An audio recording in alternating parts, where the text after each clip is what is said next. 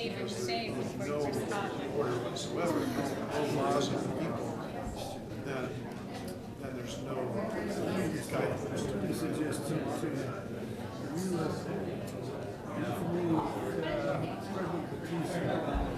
Gave something.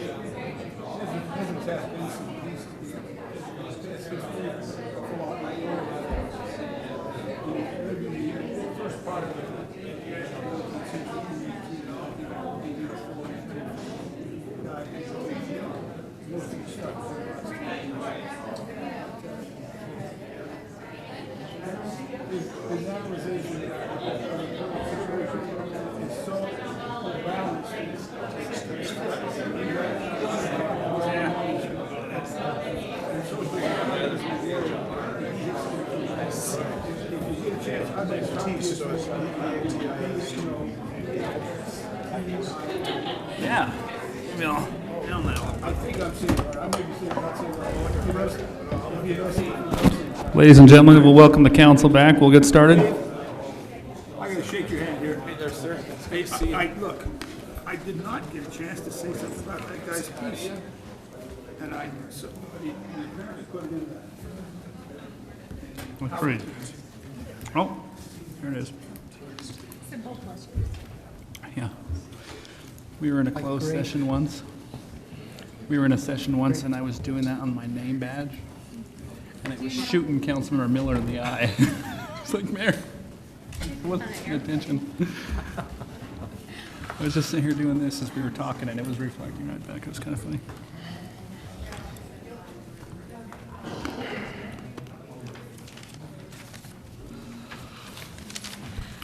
All right, we have reconvened our city council meeting. I appreciate taking the short recess. We'll move to the next item on our agenda, which is number 10, review of Rocha Lane Ponds project. Mr. Scott. Yes. Andy, if you wouldn't mind pulling up the map of the area. Council, as you know, there are 4 ponds that we call the Rocha Lane ponds because they're close to Rocha Lane there in West Kaysville. In December of 2014, I believe, January of 2015, the city started a project where the top 2, there are 4 distinct ponds. The top 2 were dredged by, not by city staff, but by city contract.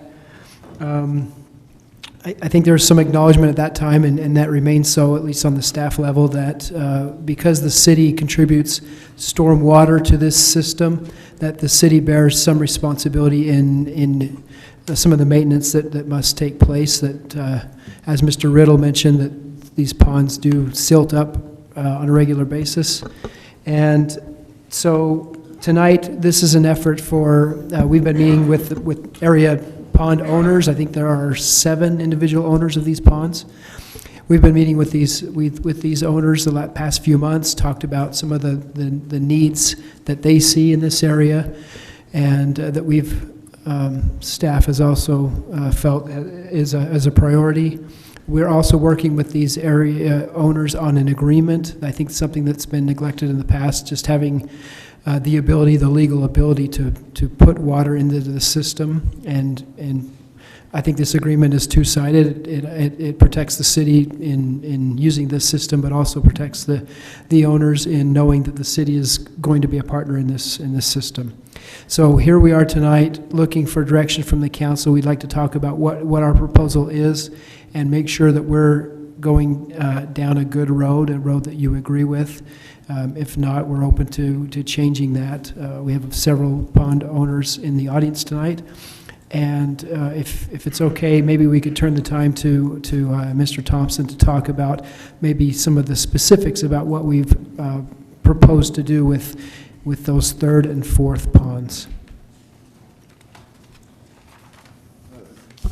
In discussion with the residents, as Mr. Scott mentioned, it's been determined that one of the biggest concerns is that there's let me get my bearings straight for a minute. There's a dike that crosses the 2 ponds in this area that has a culvert that runs underneath it. That culvert is not large enough to carry all the water that accumulates in the upstream ponds during large storms.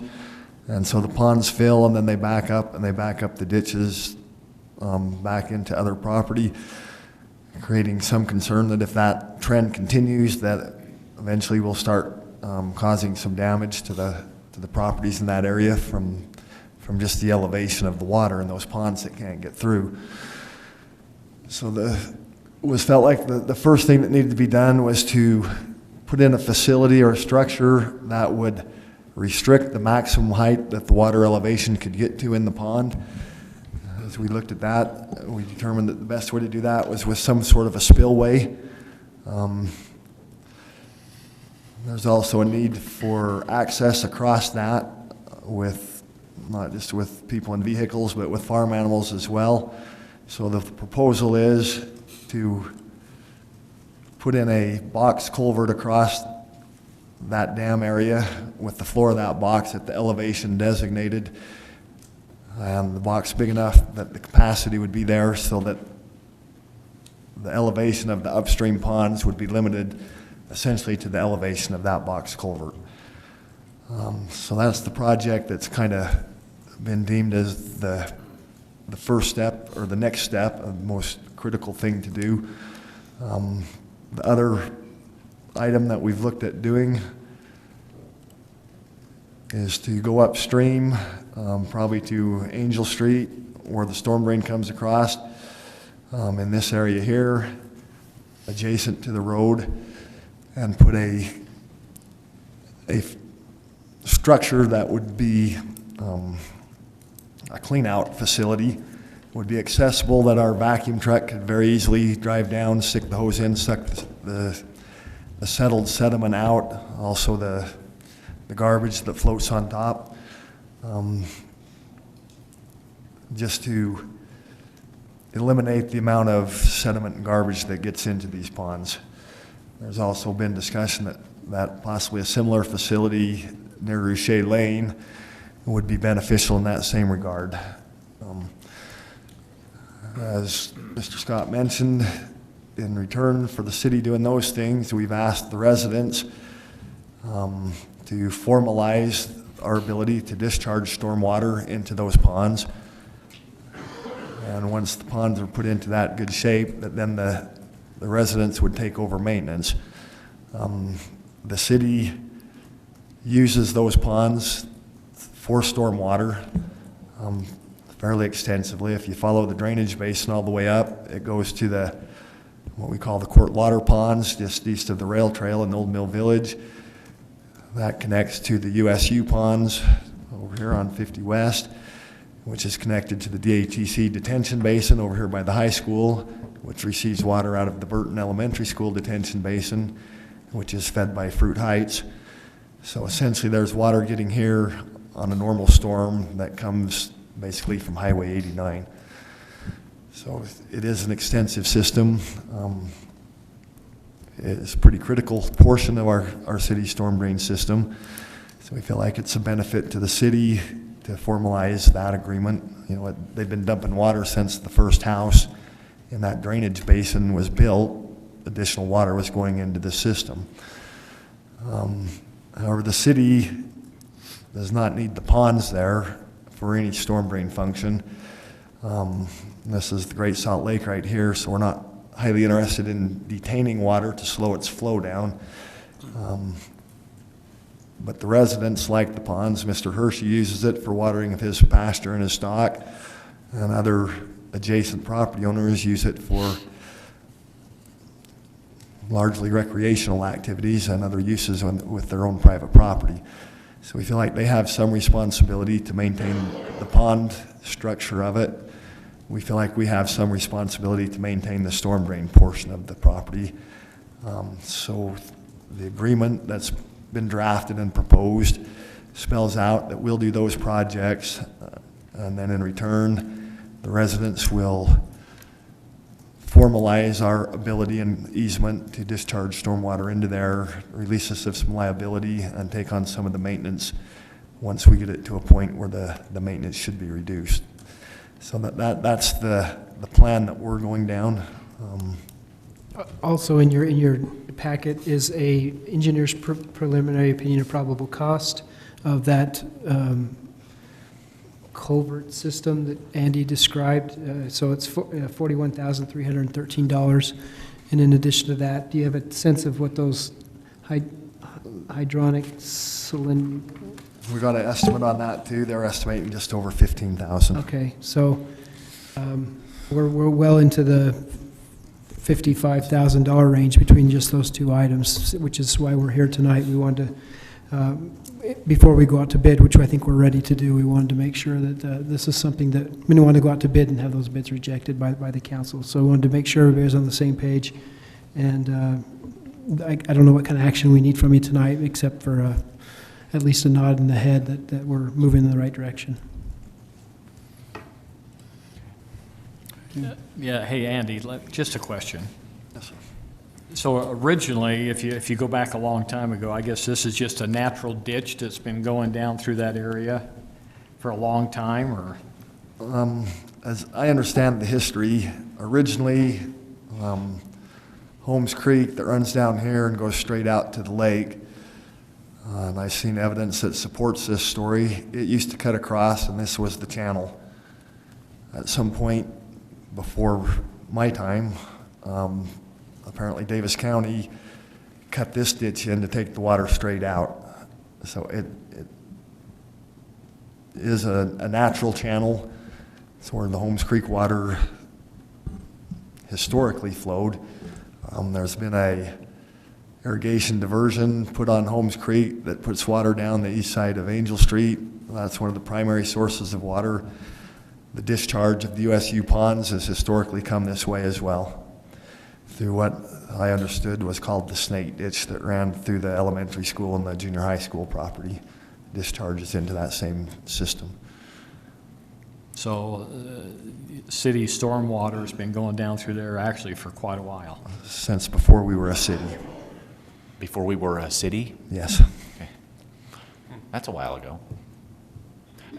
How long have they actually been ponds, such as they are? I mean, because Based on the information I've been able to discern, there's always been a low spot in that area. As I look back on historical aerial photos and things of that nature, there's been something there. I think, and maybe there's people here that's owned the property, might have a better view. I think the ponds were cleaned out and improved so that they could use it for irrigation water, probably in the last 30 or 40 years. But I think there's always been some semblance of ponds in that vicinity. Yeah. They were cleaned out in the last 30 to 40 years? Again, when I look back at aerial photos, you can see evidence that there was a low spot there that had a swamp or a pond of some nature. I believe that the neighbors, and maybe even people before the ones that are here tonight, did improvements so that they could better use the water on their property. Yeah. I think a few here tonight have spent 6 figures or more creating their ponds, and I've heard figures of individuals spending $40,000 to $100,000 in dredging them out on their own, over the last 5, 6, 7, 8 years. Do you have Google Earth imagery, Andy? Can you switch over to Google Earth? I can. I think it's a little more Just a second. clarity, then that's kind of fuzzy. Might help everybody see it all. While he's pulling that up, can I mention one other thing?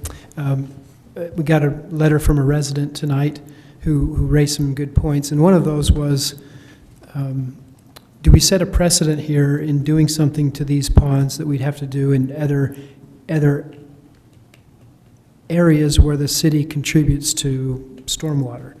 And I have been thinking about that all afternoon, and I wondered, my first initial thought was, well, if we're contributing to stormwater problems or situations or whatever they are in other places, we probably already do bear some responsibility. So I guess my initial thought is doing something here doesn't necessarily mean that we're obligated to do something in another place, although that's something that I'm very cognizant of and always look to is what kind of precedent are we setting.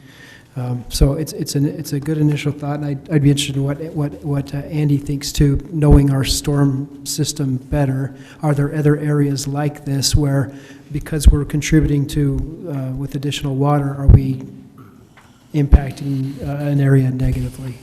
So. Well, and correct me if I'm wrong, but if the city were to have the storm drains that currently go piped into their ponds, if that were to be shut off and we had to take the pipe down past the ponds out to where we could let it flow, it would cost the city substantially more money to pipe it out and bypass the ponds than to do what we're asking. Is that correct? Absolutely. And I've mentioned this to Susan before, but when I first met with this, I was just wondering, when I was hearing all the details, I was wondering, how can we get out of this situation? Was there other places we can put our water? And after meeting with Andy for 5 minutes, I realized that there's too many inlets, there's too many ways that we're contributing to this. And then the expense, just the expense of running a stormwater pipe down south of Angel was hundreds of thousands of dollars. So then that would be a small part of it. So this is really the cheapest option Yes. to go this direction. Can I just ask a clarifying question? And maybe, I don't know if this maybe helps with perspective, but you mentioned that this goes up to, Lake Fiesta, to the DATC basin. The part of that water is fed down through this pond. Not too long ago, but a few years back, the city paid to redo the culvert in the DATC basin because we had issues that it was not draining properly. Is that right? Do we own the DATC basin? No, we do not. DATC owns the property. We have a storm drain easement on the property and an agreement with DATC that allows us to, I think, as I recall, the essence of that agreement is that they let us use it for detention and we perform a certain amount of maintenance on the property.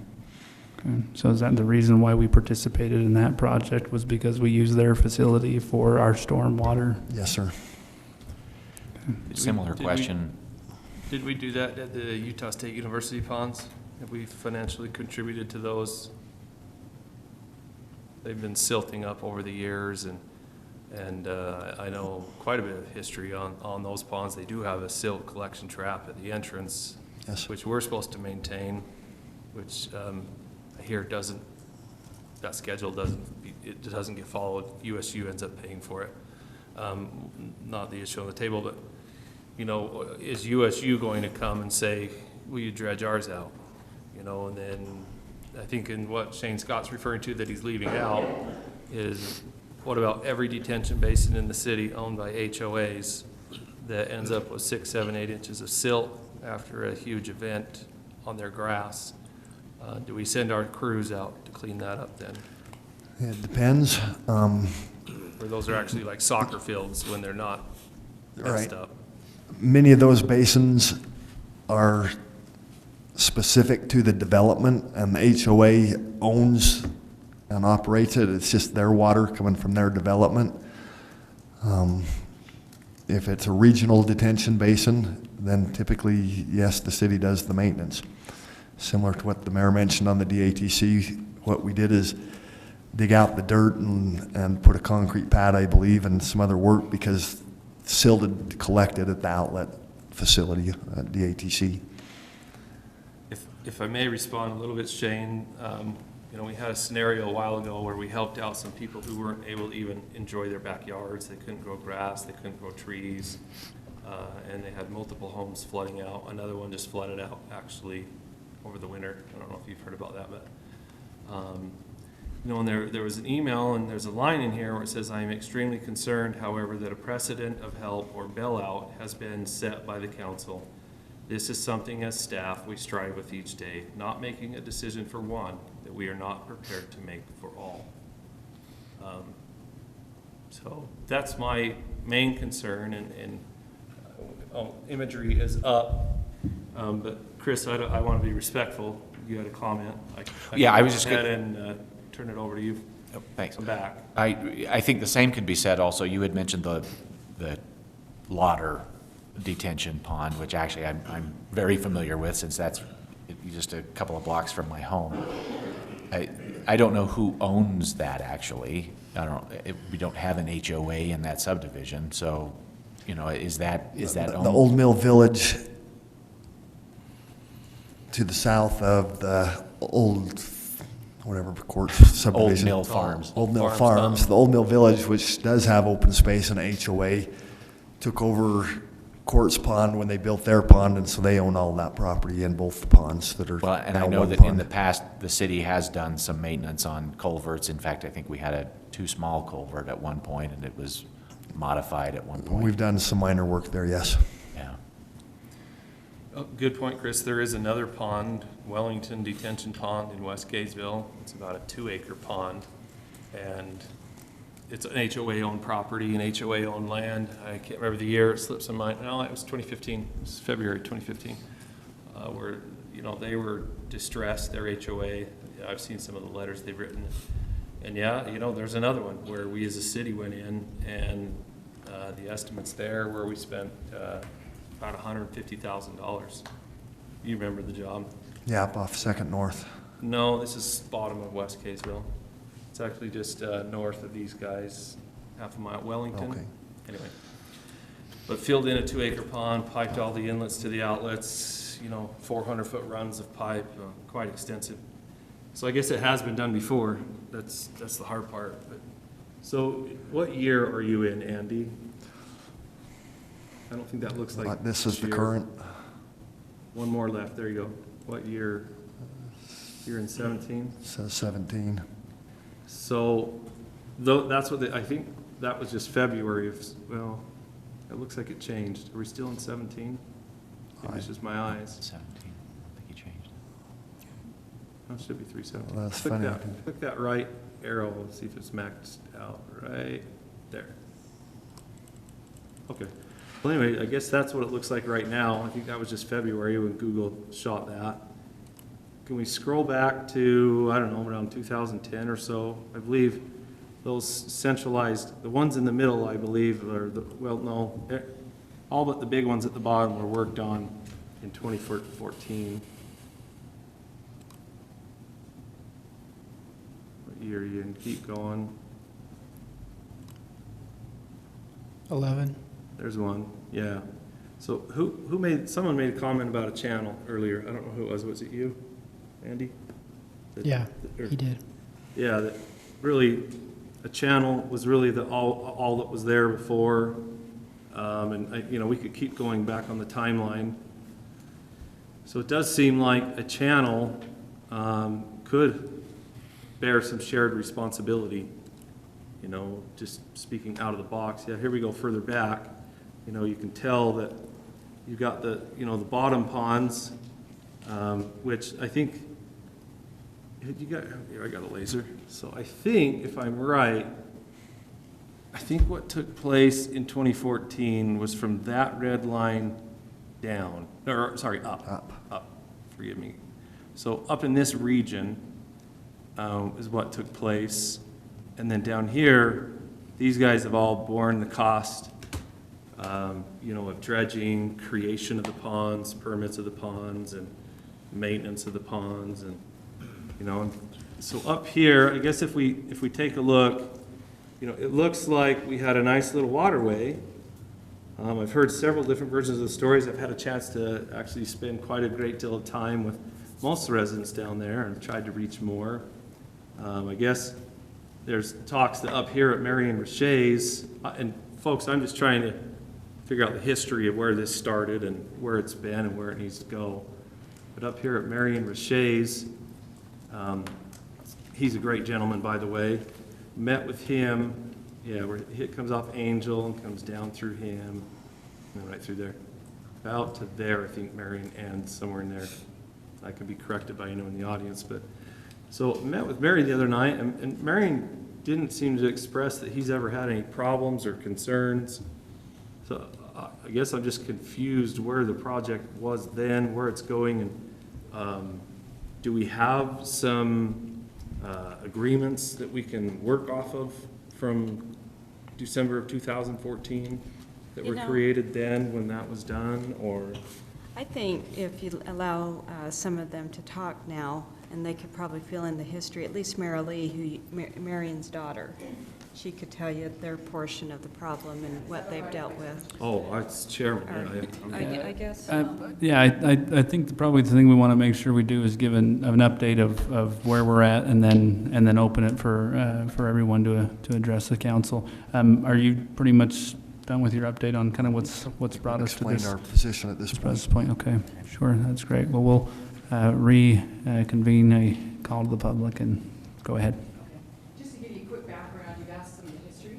My father's family has lived here for 5 generations, probably since 1862, I think, something like that. Anyway, the very end pond that now belongs to, the only thing I can call him is brother. Hershey's Candy Bar. Yeah, There Hershey you knows. go. Anyway, that was originally a somewhat a pond, and then it was dredged out by the family. The other ponds didn't exist until, the one behind the, Terry's was dug about, anyway, it would have been dug somewhere in the 90s. And as you notice, the one behind the, that is now in the, Riddle and Stevens home was dug out Let's see, so, in You go back to Google imagery, Andy. 95, A little I think, easier. roughly, and then the newer one was dug out in 2010. So the smaller one right here. do you want to borrow this? There's one on this Sure. podium. So this one right here There you go. was dug out first. This is the Stevens. This one here was dug out in 2010 or so, 11. And then this one was dug out in somewhere in the 90s. And this one's been there, and it was dug out by the family several times. They used to dredge it periodically, like every 10 years or so. So all those, so that's like 2010 era? Yes. The one pond is. And those are all like, the Hershey's and his brother-in-law, they all took care of that on Hershey- their dime. Yeah, Hershey All Jones, those. that's existed since my ancestors got there in the 1860s. And then you guys have dredged it out on your own, correct? So that's kind of the history there. Going back a little bit further, there's actually 2 waterways that come down out of the canyons through Kaysville. One is Hates Creek, and the other one is Holmes Creek. And as you mentioned, Andy, the original pathway did come down through the middle of the plot in between Webb Lane and Smith Lane, I guess you'd kind of call it. And then it did turn down and run south. And then when Art Johnson was mayor, he had worked with the county and the state, and they dug the west section of it from Angel Street that goes all the way down. So that's kind of the time frame and how it went in. And the newer ones, so the old mill, it was dug out, not very long ago. So that's been added in recent years. There's which I'm sure you're aware of because I think you guys were part of it, but the subdivision on the east side of Angel Street, okay, apparently I'm not smart enough to figure out how to use this, drops a lot of stormwater, let's see, right here. So it's now into what is a pond now. We change that to more current, Andy, so you can see the subdivision. Isn't this a pipe that's not quite below ground that comes? So that comes out of the whole subdivision over here, which I think actually comes out of a little bit further east. And then so this is the Holmes Creek right here. There's also what's called the Snake Ditch that joins the Holmes Creek right here. And at the beginning of it is very, very small. It used to barely, flow. And now because the the Old Mill Lake is draining it, or pond is draining into that, it flows quite a bit more. So that was actually originally dug by the settlers. So it's just called a snake ditch because it meanders. But I believe that starts right below the mill. But again, those are all, now the ponds and all the other things are draining into them, so we're actually getting more and more and more. So for Kaysville, yeah, there might be a precedent that we're setting, but there's really only 2 main waterways and everything feeds into them. So at least from my knowledge anyway, you will you may or may not have to deal with anything else beside those two main waterways. So that's part of why we're having such a hard time with this. My dad, in the early years when they built their home in 1966, there was very, very little water running through the Holmes Creek, which runs behind our house and which is this pathway you see now. So, I mean, it was hardly any. It was, you know, it'd come through here and it just barely, barely flowed, and it would kind of fill into the pond. Well, now, when we get the rainstorms, our property actually is the lowest point along this pathway, and it always goes over the edge of the stream and floods our property. Fortunately, it hasn't gotten up the house, but it has twice in our history, and that's just within the last 20 years. Let's see, what else can I tell you about it? So it's been a significant change since, you know, way back when. And so putting the culvert in will help keep the water down lower so it won't back up and flood in your area, is that right? Yeah. So according to the studies and the engineers and what we believe from past experience, that culvert that will be put in there will be bigger. There won't be anything to block it, hopefully not much garbage or whatever. And so it'll flow easier into the bottom, the Jones and Hershey Pond here, which then leads out to the Great Salt Lake. So that's just some history. Sorry, was I cutting somebody? Is there a reason, or obviously there's a reason, can someone help us understand what's the reasoning why that 42-inch barrel came out of Woodside and cut over there? Was the water wanted, or was there no way to, you know, like Susan was saying earlier, to just let Woodside bear the cost to run it out further west? As far as I understand, it was not wanted. Around the ponds. Right? That wasn't something you wanted, you just allowed it. They needed a place to dump it, and that was the easiest and most economical, if I remember correctly. So Woodside? it wasn't Woodside? something they wanted. You were already receiving. They already owe us some money. So the land that the pipe goes through is the Jones Hershey property. And so they got permission from them to pipe it into there. But by doing so, the increase that's come from it is what we're dealing with as well. Sure. I guess some of my concerns, and I mean, I'm just putting out of the box things, ladies and gentlemen, that's all. So if it's coming right there, we got that fork. Is that Scar? Is that another barrel pipe? Or is it just one barrel? That's actually it. That's it right there. Oh, that's it. That's it, that's it. But So- there's four inlets, and that's only one of them. All three of the other ones have really increased. And they're kind of more natural though, right? Not pipes, not, One here, too, that nobody's mentioned. This one right, Could you come speak to the microphone, too? Yeah. this one right here, nobody's mentioned, and that's been there for a long time. and that's open ditch. But, no, it comes under here. It used to be open ditch through this property, but when they developed this, they put a ditch underneath the street before the street went in. And so it flows right into here as well. So you've got one here, you got the Snake Ditch here, and you got the Holmes Creek here, all of which have increased, you know, substantially over the years with all the construction. So would we be thinking about putting silt traps on at least the two that are piped? Going in and cutting those up and putting collection stations in on those two and even the other two? Personally, I would like to explore all the possibilities. This meeting is quite early, I thought, but I understand why. We want the city council involved, but I don't think we're to a conclusion yet. We've had meetings to brainstorm, you know, what the best solutions are going forward, and we welcome, you know, solutions that will be ongoing. Just speaking of the contract that we received, basically took all liability from the city, and they can dump as much water as they want for the future, forever, and they're done. And so all of the residents have some issues, you know, with that. I mean, since we moved, we got the property in the late 80s and dredged the pond in the early 90s. Prior to that, it was a 3-foot culvert that they would put boards over, and it would back the pond up and send the water down for the last, you know, a long time, I mean, 100 years ago or whatever it's been, where they just block it up and send the water down. When we dredged it, it was about whatever that is, 25, 26 years ago, 30 years ago, to create, just to have more capacity to irrigate our property.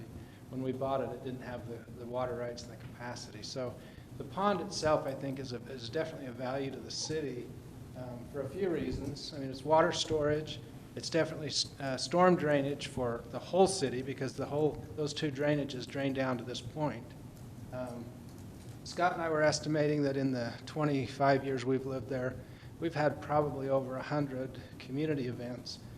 Father and sons from a lot of different areas camp there, our scouting troops camp there. So it's kind of at no cost to the city ever. We've always just cooperated, and as the agreement came forth, Scott and I sat down and said, we've had a great relationship with the city. We'd like to just continue to have this pond provide storm drainage, but not necessarily just say, okay, the city's done, has no liability, and can dump as much water as they want. We'd like to continue to work well with the city, come up with something that works good for everybody and continues to provide the benefits to both, to the residents and to the city. So just one quick question. So most of the new water, when you say there's a lot more water coming into the system now, is from other subdivisions, other hard surfaces where it's draining off storm drain water? I think, as I understand it, most of the water used to be flood irrigating fields. When we moved down there were very few homes in all of West Kaysville, and you have all probably seen that growth. And it was farms, and the water was taken out, flood irrigated farms, and it was used to grow crops. Now it's all asphalt and homes and concrete, and so that water no longer goes into the soil for farming. It all just floods down through the asphalt and ends up in our pond with all of the junk that comes with it. Can I just tell you one last thing? I almost forgot. Davis-Weber County has a system that runs through our area as well. And the end of it's at our right at the beginning of our property by the roundabout. And they use that as drainage when they stop the flow during the cold season. So that also adds water. And sometimes they've even had to open it because of high pressure during the warmer seasons. So sometimes that adds to the water as well. Thanks. So county water does sometimes come through. Not much. It's pretty minimal, but yes. And somebody call them, get them down here too. And I just wanted budget's here too. I just wanted to add that one of our top priorities is the Rocha's basement and other people's basements. They say they haven't had very many instances, but we've been concerned over the years, that was a risk, and we always, we drop the ponds as much as we can to make sure. So we want whatever puts in place to really make sure our neighbors don't have flooded basements.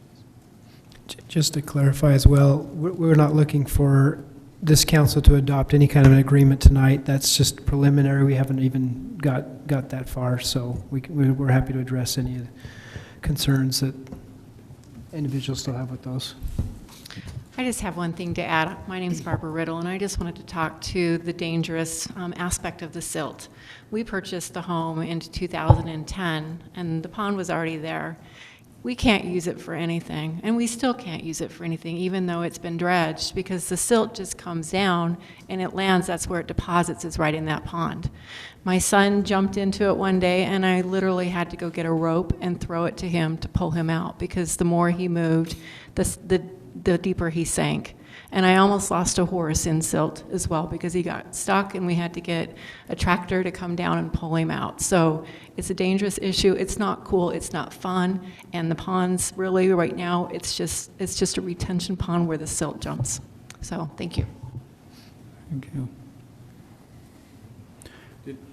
Any other comments? I don't know that we need to really officially close, because I think it's probably a good dialogue discussion. Mr. Hershey, did you want to? I just say one thing. I think maybe just for general knowledge, as the council considers this. I'm Scott Hershey, by the way. When this pond was dredged, Todd and I did this 25 to 30 years ago. This right here was just, like Todd said, a 3-foot culvert with boards over it. And obviously, if those boards are on there and you got a lot of water pressing on it, you're not getting them off. So that water's going to go wherever. And we had the Farm Service Agency and their engineers engineer this with a drive-through weir. So it's set at an elevation to where it would flow back up this channel and zero out up in this area, somewhere like that. So it would never go upstream very far and flood. The problem occurs now when, let's say we get a big storm and all this now is coming in. This is set at an elevation where before the water flows, it would handle it. And it's as wide as from me to that wall. And most of the time it runs water over at an inch unless we're irrigating, and it'll drop a foot or two. But we have seen it in the past, and it seems to be getting a little bit worse, where instead of an inch, it'll grow to, what, Todd, we measured the other day, 4, 5, 6 inches deep there. So what that means is if it's 6.5 inches here, and it's running 6.5 inches deep from here to that wall, that's a lot of water. And then it flows from there down. But what that does is it pushes this water all the way back up to where now it's 6.5 inches deep, somewhere probably almost clear up to the roundabout where it comes under the road. And as this barrel increases and as these other ditches increase, I think this whole thing is just kind of have to be really reviewed. We did have some problems right here, and this is what Mary Lee was talking about, kind of a choke point, where if we took some pressure off, because we've actually seen the water on this side of this choke point 6 or 8 inches higher than on this side. And that's why the design that Andy showed, to let that equalize and let it go through. But anyway, I just thought you ought to know that there is an overflow there that is stabilized, but it can back up when all that water comes. So. With a lower relief too. Yeah, I should mention, when we put this in case we ever needed to drain this pond, we do have a, Todd, you remember, is it 24-inch pipe that sits right at the bottom of the channel that we can open. And we can drain the whole thing right down to nothing. It takes a little while, and we don't want to just crank it open. But yeah, there is a relief valve there that we can open, drain it.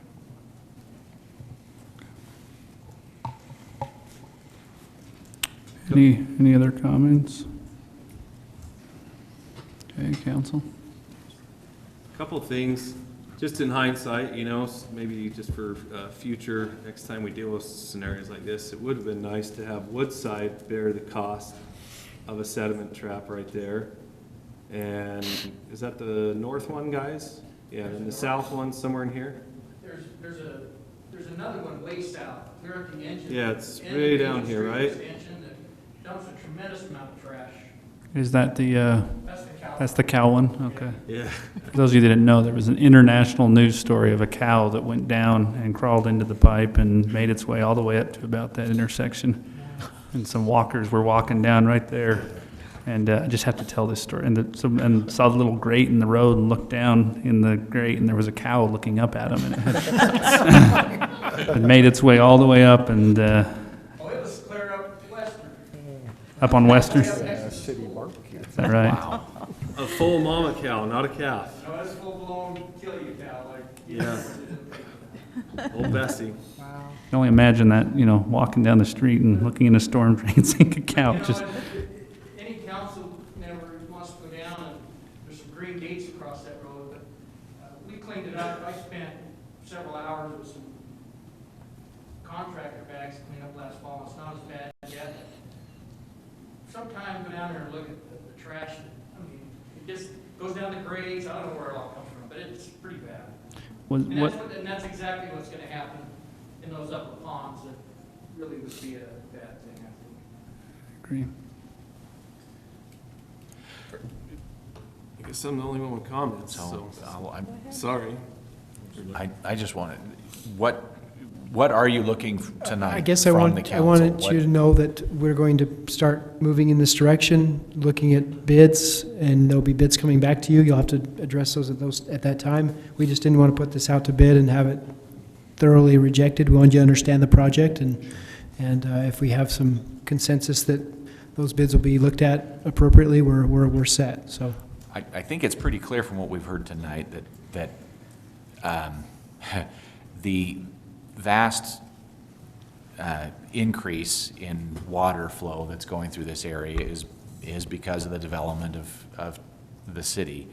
And it's part of our storm drain system. I think we're on the right track in terms of, this would come from our stormwater enterprise fund. So it's not going to pull, general fund monies or anything like that, but this is from that fund to help alleviate some of those concerns, but also to make sure that this part of the storm drain system is adequate and maintainable for the foreseeable future.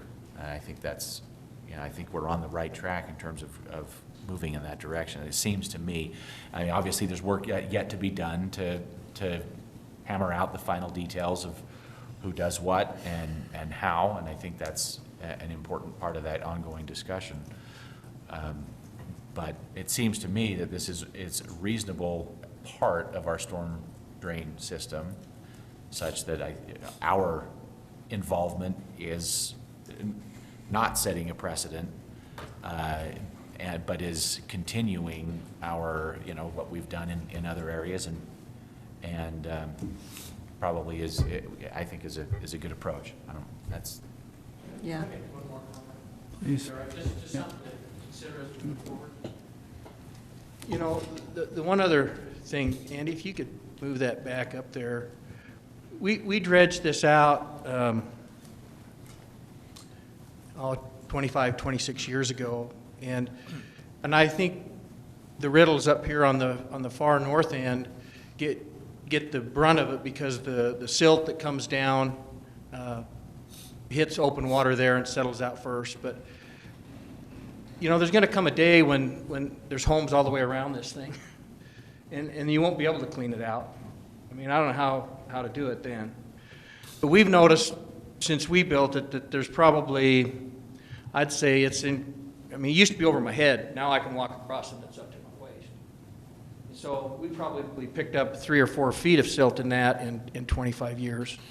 Some of it's probably just natural runoff. Some of it's probably coming off of streets and, the sand we throw around and whatever else that comes down there. But I think it would be one thing that we also want to consider maybe early on, and I don't think this has to be done all the time, but maybe continuing on with some of that cleaning and getting that down to a point where it'll last another 30 or 40 years. 30, 40 years, there'll be houses everywhere here. So anyway, that's, I think, another component that we need to look at. Steve, before you got here and Chris was acting as mayor, Chris, I don't know if you've forgotten or haven't mentioned it to mayor, there was a request by a gentleman in the audience. There was a commitment made. I did mention, I think the mayor may have heard it while he was driving here. I did, and Mr. Hershey's comment made me want to give a little bit of history, at least from my knowledge of this situation. And I heard most of the Davis High presentation and some of the public comment. My phone would buffer and I wouldn't lose anything. So I think I was actually running about 4 minutes behind as I was listening, as I was driving down here. So I'm not sure I caught all of it, but I believe the question was when did individuals know about these ponds being dredged, or when did we know when that was going to happen, and a date and a time frame. Can you just pan forward north a little more, either that or even a tad, if you could even pan out, that would be probably better. And there's been some comments and questions about a former council member who lives in this area, and the Riddles, if you mind if I point where you live, nobody's going to be offended. The Riddles live at this location right here, and abut to this pond, which, as was mentioned and Mr. Hershey just commented, received the brunt of the silt. This is a relatively new culvert, or a bridge, for whatever you want to call it, that connects the two properties here. As I recall, this was primarily one pond prior to that little culvert. Is that right? Or this bridge, or whatever. I'm sorry. I'm sure I'm offending someone by saying the wrong word. But a couple of years ago, when Councilmember Stevens, who now lives at this location, raised an issue, and we've had a couple of conversations with neighbors who live on the back of this area here. The creek, or it's not even a creek, they call it Holmes Creek, but it, especially in the spring, functions like a river, has a diversion that comes down, and it is piped as it comes out of the creek underneath Tyler's Way, and until this first lot.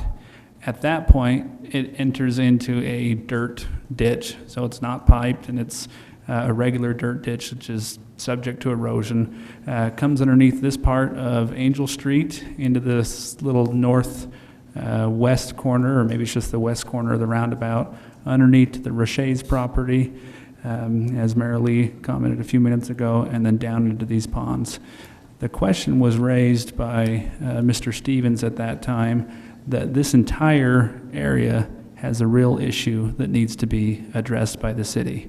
When we met initially, it was myself, the city manager, the Public Works director. There may have been another individual from Public Works, and Councilmember Stevens, I think, was there for a short portion of that meeting, but raised the concern and was super conscientious about participating in a conversation that could be deemed as benefiting him in some way.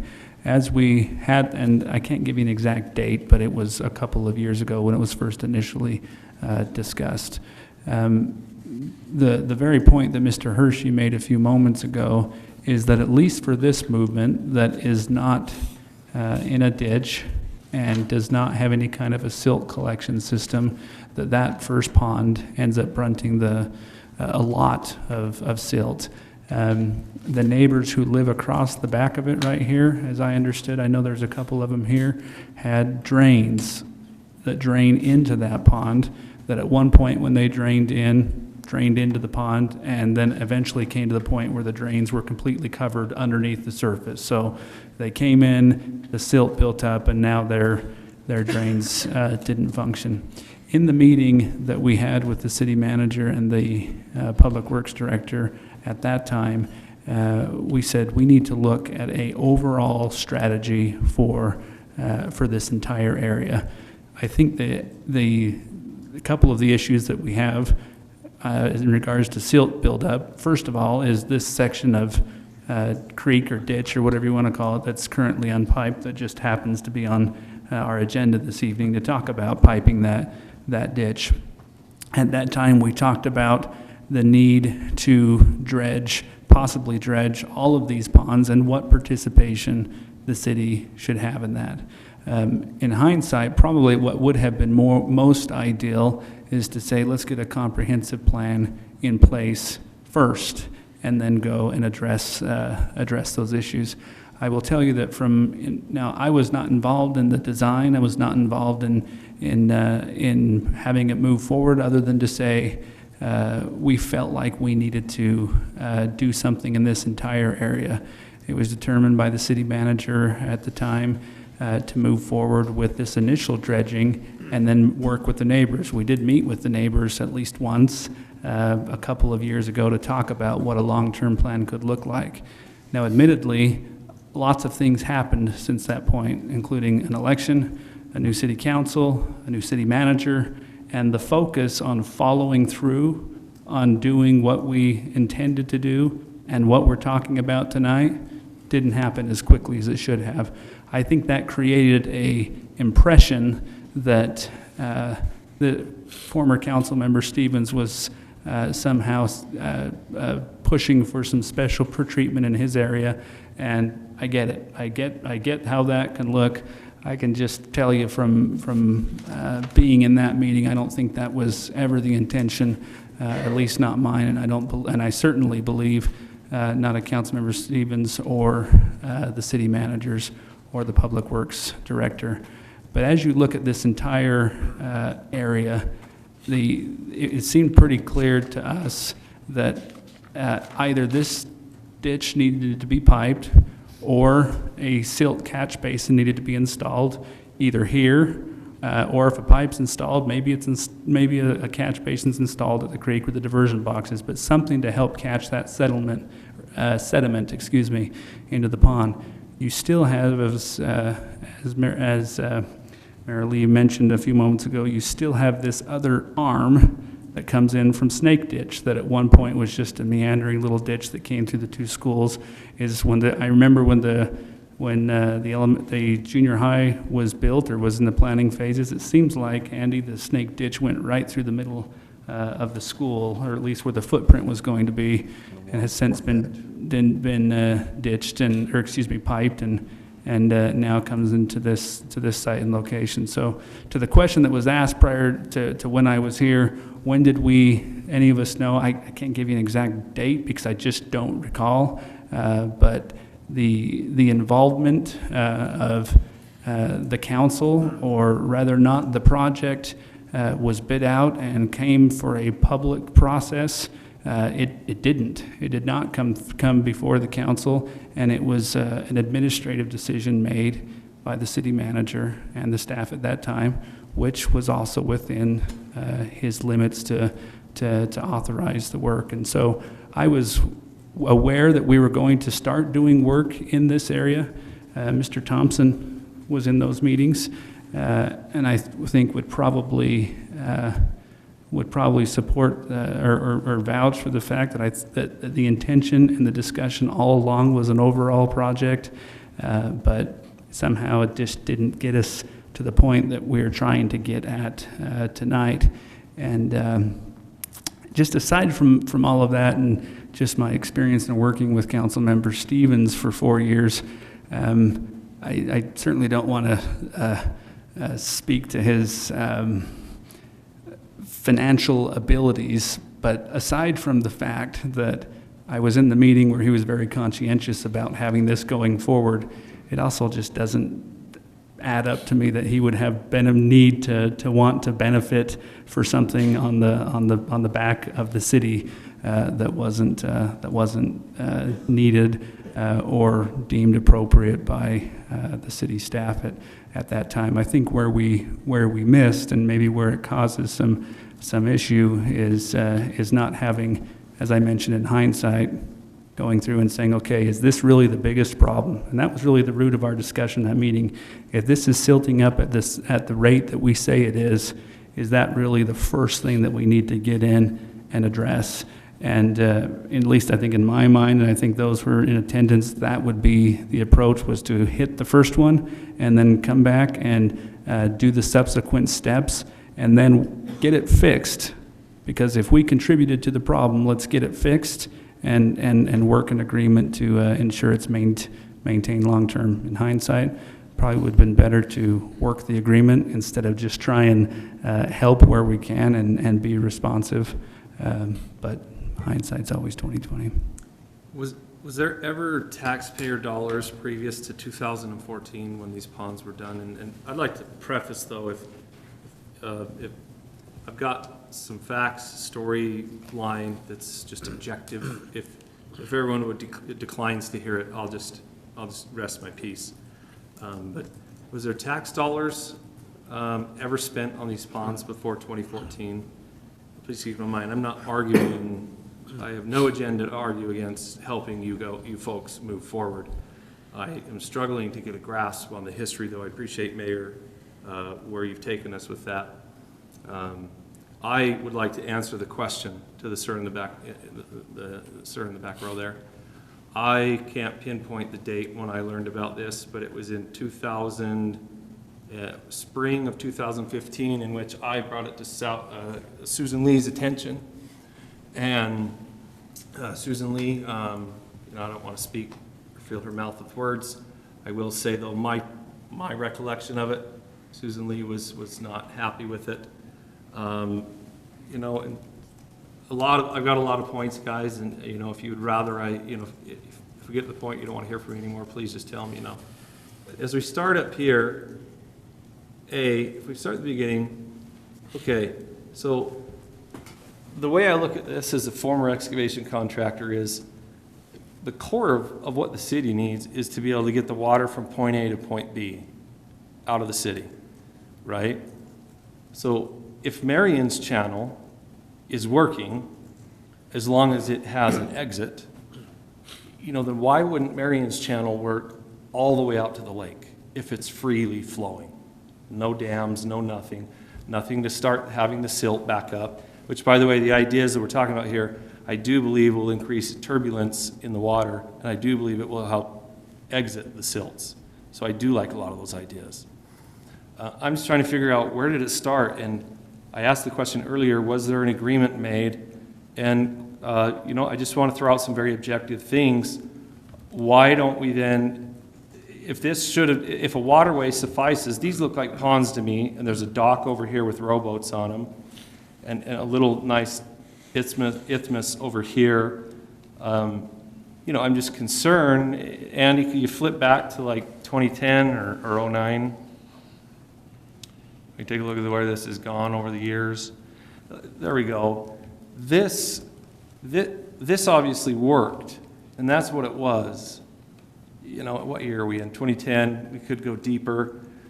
So I get there was some low-lying water and stuff, but I don't see anything that, is beautifully aesthetic. I do like, the naturalness of it looks great, but I think we've come in and we've developed some things here. I think we've constructed some things, whereas a waterway would have sufficed.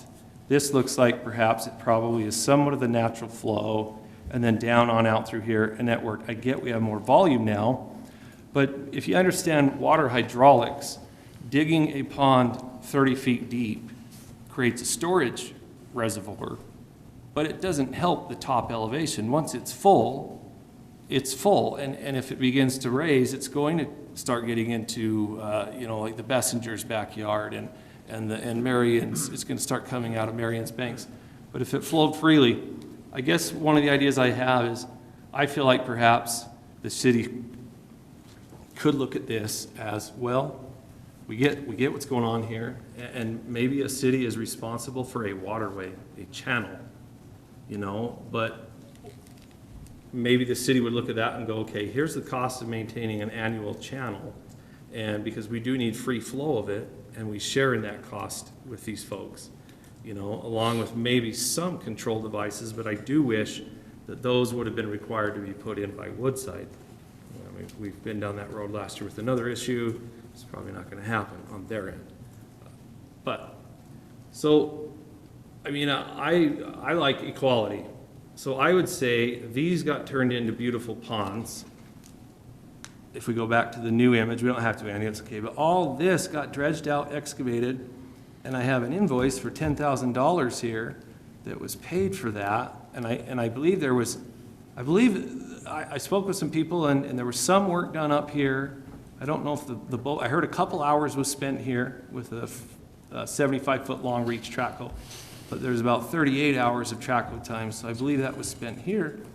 What I would say is, I'd like to see equality to everyone. If that's the precedent, then unless the Rochers don't want it, but I know they've got the beaver farm and whatnot, then why couldn't Rochers enjoy the beauty of a nice big pond up here on their place if we're going to move forward? And if not, then why couldn't we go back and say, hey, we're really only responsible for a channel. Now, I'm not saying we have, earlier last year, a council member did say we are a quasi-judicial body, but I don't care to be that way and be authoritative to anyone. But, perhaps we go back and say, hey, we were really only responsible for a channel. Is there a way we could work out an agreement with whatever went on here to maybe, and just a recommendation even, it doesn't have to be by force, but hey, could we get 75% of that cost, or whatever percent we figure a channel would have cost us, and anything above that to come and make these to where there's a dock and rowboats. All this was blown out. If you look at the current image, these are wider. This is all completely blown out and cleaned up. So I think everyone ought to get that.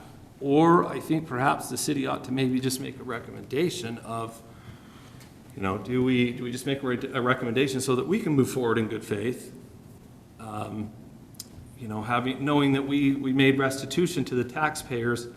And I learned a lot of lessons last year.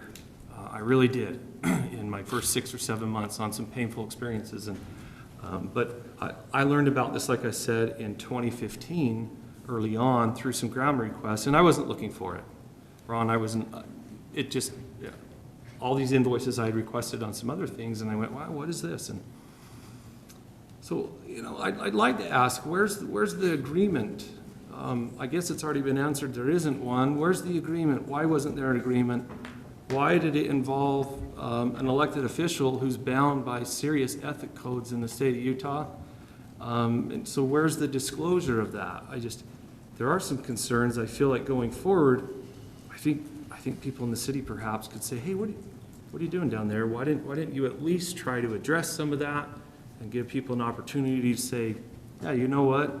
Maybe we did make some communication errors back then.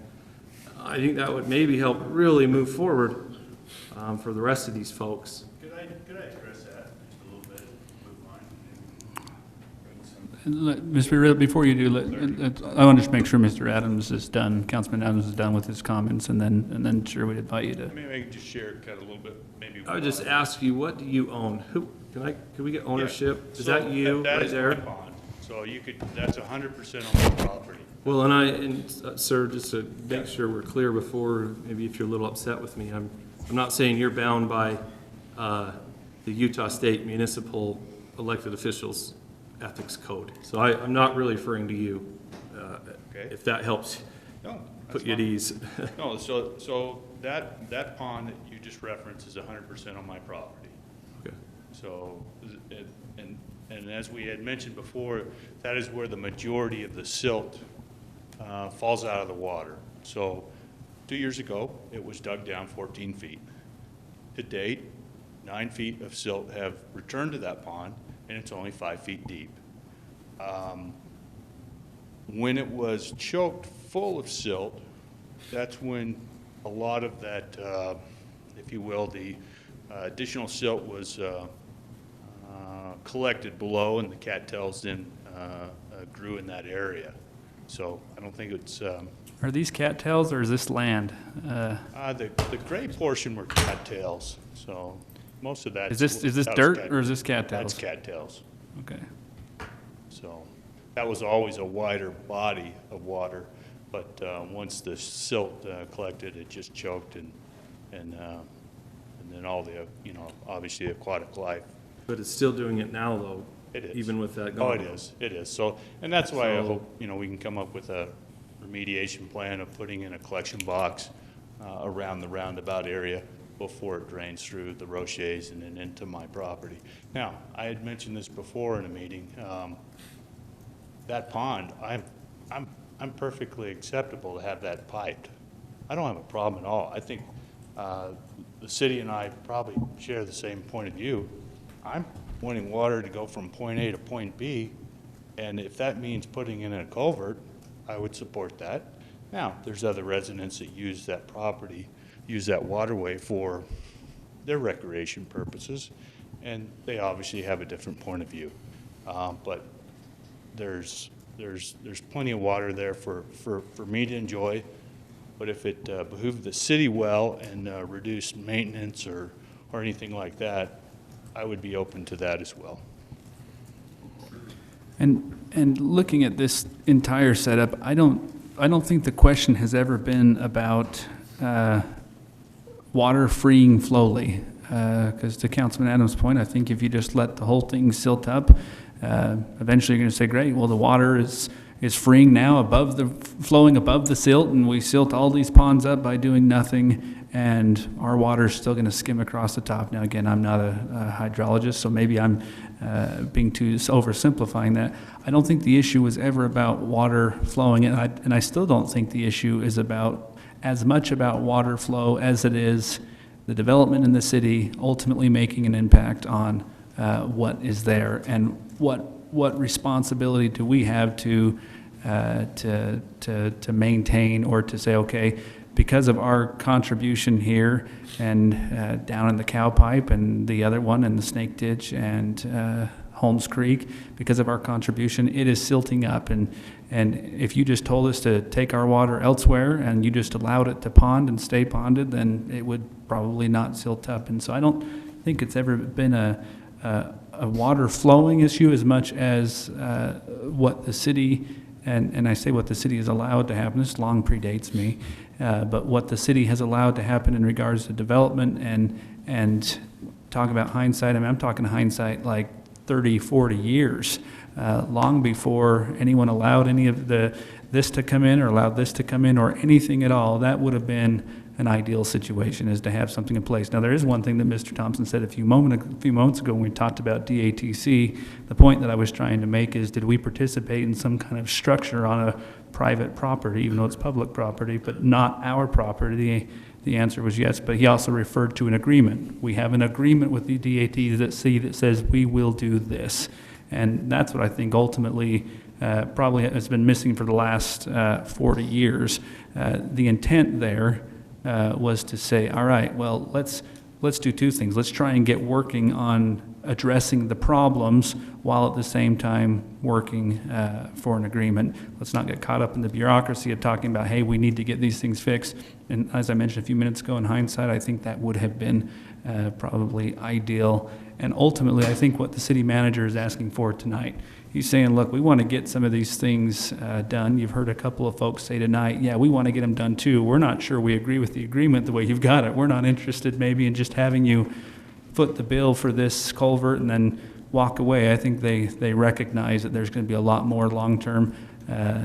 It probably is going to require a culvert here and a sediment catch basin here and wherever your north one is, and maybe one for Snake Ditch and maybe one for and I was also in a meeting with some of these neighbors and Councilmember Lee when we talked about even the I can't remember what you called it, Mr. Hershey, the water ski. The weir, yes, thank you. The weir that may have some issues, and so I think even what staff is trying to do today is to say we're trying to work through an agreement, but we also recognize that we've got some things that'll take some time to design and to work through. So it's, in my mind, I chuckle a little bit because I look back and say, in hindsight, we should have worked out an agreement only first and then taken the next steps. That probably would have been the best approach, but we didn't. And I think even then we moved into, okay, let's work on that agreement. And then it's morphed into, let's work on the agreement while we look at what we can do to make improvements. So we're almost kind of back where we were. The danger there is just that we don't get the agreement worked out. We put in this culvert that's being talked about today, and then we stop for a couple of years, and then it appears that we're giving special treatment to these guys, and they're Councilmember Lee's neighbors, and that's the only reason. I mean, and then those kind of things just come up that are just not applicable, and so anyway, I feel like I'm rambling a little bit, but that's the history is, and I didn't go down and observe candidly. Mr. Thompson and the city manager and the public works director said, let us work on it. And the reason why I said part of the meeting, I believe Councilman Stevens even left part of the meeting because didn't want to give the appearance that he was hanging around or giving direction on what should happen. But perception, I don't know that you'll ever completely fix that. But I think where the council is at now is you've got staff saying, we still recognize we need to do some things. Ideally, I mean, this is $40,000, so it's not cheap. Ideally, you say, no, let's do this. Let's do sediment here. Let's pipe Angel Street. Let's do a sediment catch basin up there. That's $100,000 plus project. So do you do it incrementally and try and work an agreement in the meantime that's satisfactory? But if the council is totally opposed to anything and they say you shouldn't have done this at all, you shouldn't even have participated, and we don't want you participating down here at all, this is just private property and we shouldn't be participating, then I think that's what staff wants to hear. If you believe that we have some ownership and responsibility in this entire project, then I think that's what staff wants to hear. If you want to have a long-term agreement ironed out before you do anything else, then I think that's what staff wants to hear. If you're okay with pursuing with some design in good faith, which is what I think what was trying to be done back then allow them to proceed.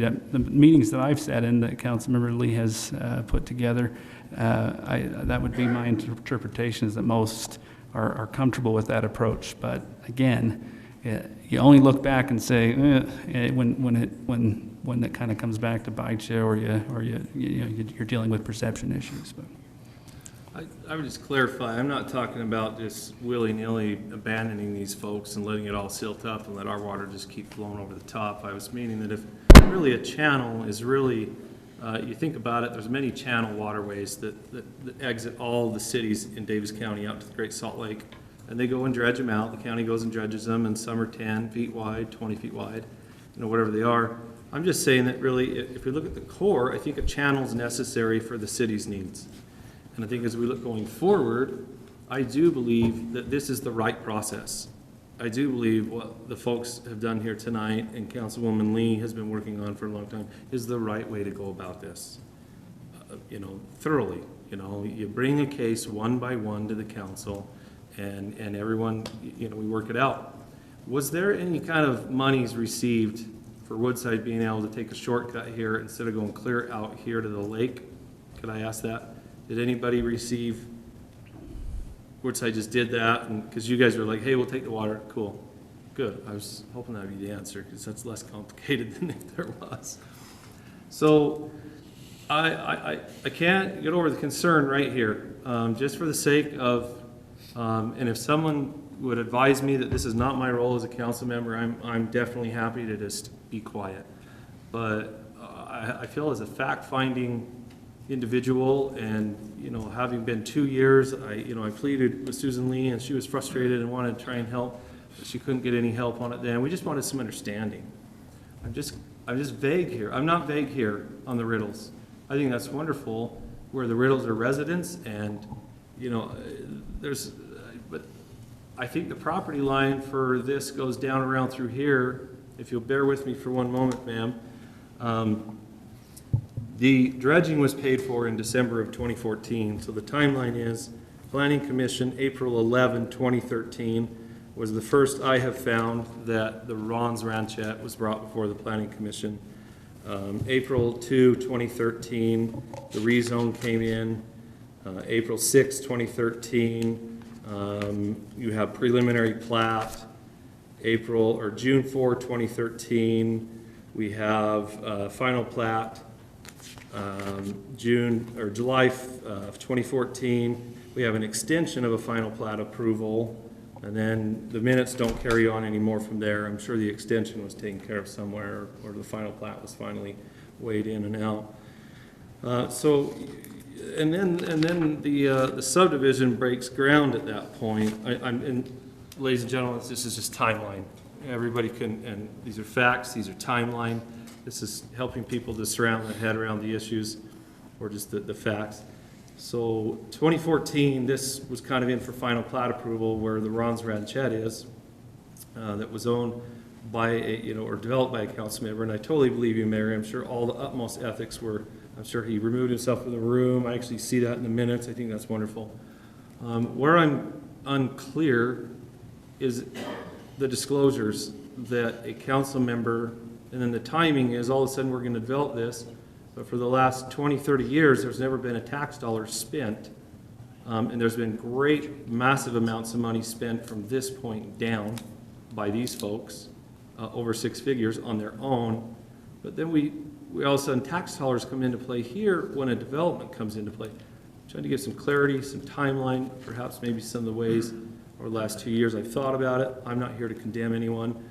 I would definitely like to have seen, a disclosure in the file, and there's, I'm just unclear. I think there's quite a bit of awesome service. Mr. Stevens, you've tenured to the state of Utah. I gather there's 30 years or more in politics, and I think, kudos to that, great to you, but I think with that comes a great deal of knowledge on perhaps how to, so I'm a little concerned. I would just like to have that, as a fact presentation of timeline for the residents as people at home begin to think about this. In the next phase of this, we might have people come and say, I'm concerned this way or the other. I'm sorry, ma'am. I'll just wait until you're done. I'll stand back. Go ahead. I'll defer. So I'm confused about it. I had heard there was flooding, then I heard there wasn't flooding. I think it'd be great, put some beaver ponds up here for Mary and Rocha, and then, I don't know. I think it's just kind of a tough situation, perhaps slightly maybe fruit from a poison tree, but I want to move forward and help these folks out somehow. But I think there's, on the garbage side, I think there's a lot of areas throughout the county where we're gonna find that there's open pipes and debris coming out of them, not silts, I understand, you know, but pop bottles and that sort of thing. We could be spending $20,000 per box that we go hook up to collect pop bottles and put snorkels in them and all that kind of stuff.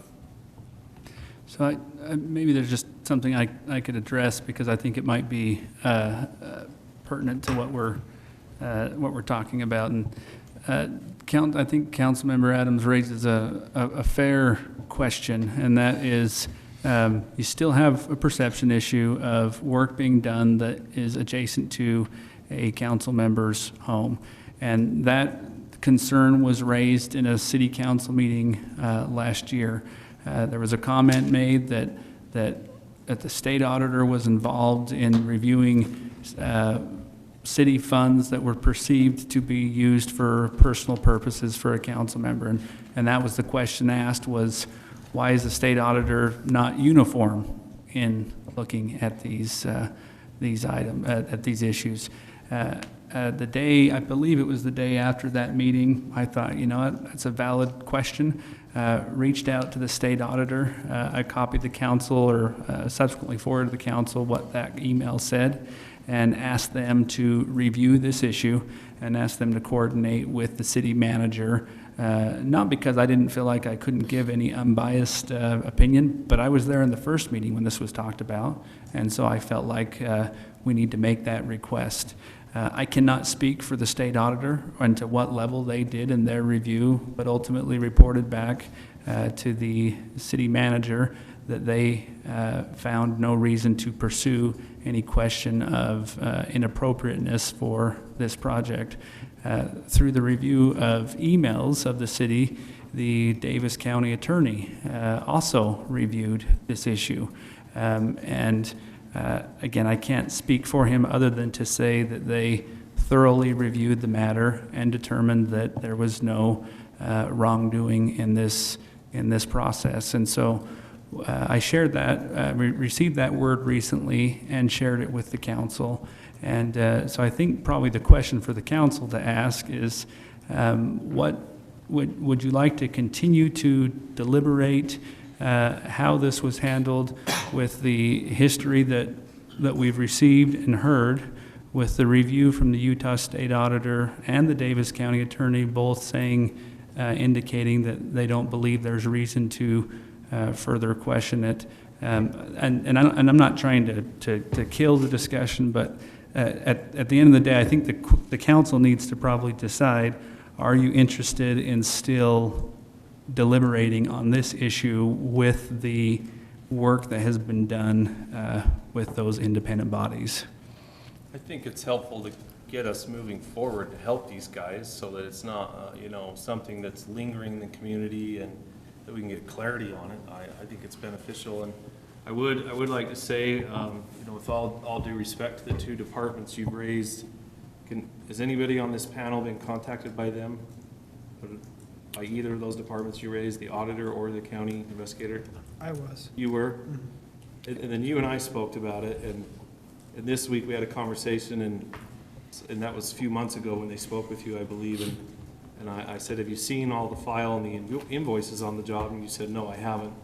I'm not questioning anything. I'm concerned, though, do we as a citizenry body have, you know, the right and the ability to check our own facts? I've spoken with, I'm not going to name names, I've spoken with several people in the audience.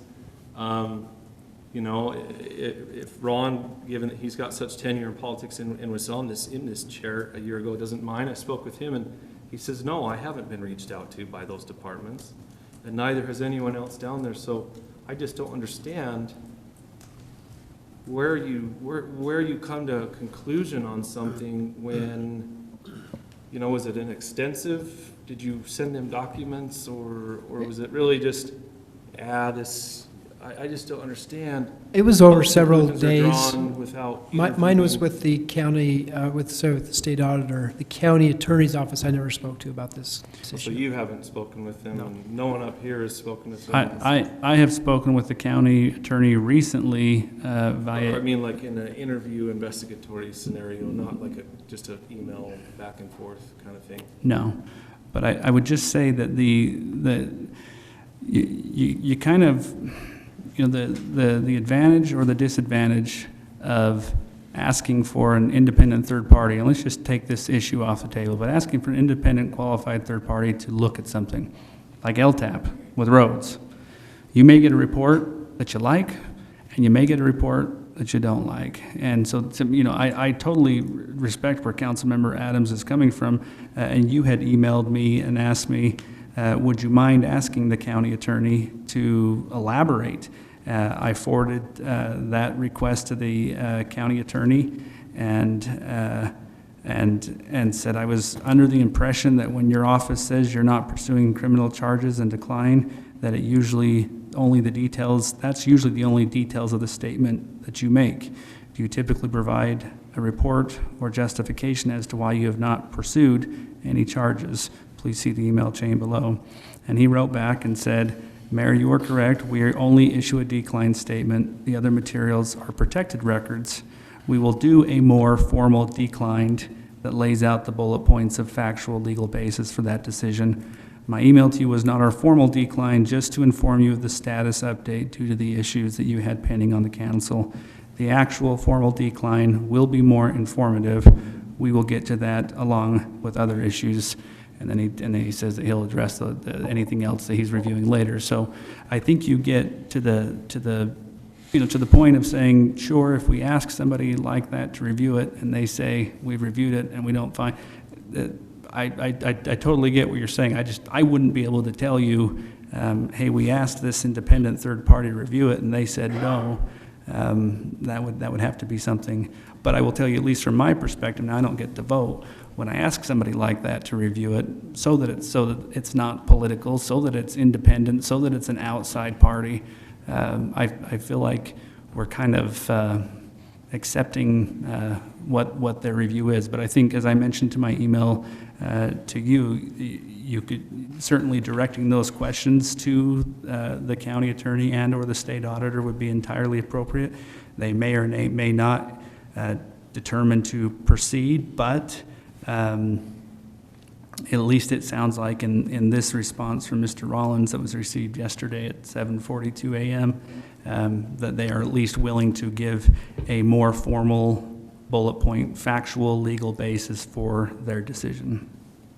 No, thank you, Mayor. I appreciate it. That's very well put, and I appreciate the way you delivered that. I agree a lot, and I guess in those emails, because you forwarded them to us too, there was a little bit of confliction within one of the departments. There was some comments made by an investigator. I didn't even do a report on this because it looked frivolous. And then there's a comment made by, and I don't want to get in hot water, with anybody, but there's conflicting things in there. And the one said, we've done a definitive report. So I thought, okay, but then when the one said I didn't do a report, I thought it was frivolous, and that was the investigator. I kind of just thought, okay, maybe I'll just ask politely around, and had a great conversation with Ron today, and I've had great conversations with actually the general, I don't want to say about everybody, I've tried to reach out to everybody, but the ones I have, I get the same story from, and so I feel like the Hill is a community over this. We just need to have it out and talk about it, and then we can move on and try and get to the productive level. But the story I've been told is there was a meeting on the banks of this before machinery ever showed up, and it was told, hey, could the ponds get lowered so that because we're coming in and we're working on all this, stem to stern, from here all the way down. And so, by golly, if I lived there, I'd be, man, that's great. Finally, I don't have to pay 40 grand this year for it. That's great, and maybe I'll do the 40 grand next time in 20 years, but you guys do the 40 grand this time, and that's great. Some assistance because you're putting the silt in here. So they were told, okay, that's what's going to happen. And then I've been told, and not everyone in this room I've been able to speak with, and they were told they had to watch that excavator pack up and go home. And I'm just going to, let's say that's the property line at the end of the south end of the council member's property. Well, the excavator packed up and went home and didn't even cross a foot over the property line. So I think there was some heartbreak there. in the community, and I'm trying to help them heal over this and help them maybe understand what did or didn't happen. And I guess one comment was made, well, we're out of money. But then I pulled thank you, Shane, very much for doing so. I pulled the fiscal year 2015 budget, and the storm drain fund, which paid for all of this work, actually rolled over into fiscal year 2016 with a $20,000 surplus. Someone told you that we ran out of money?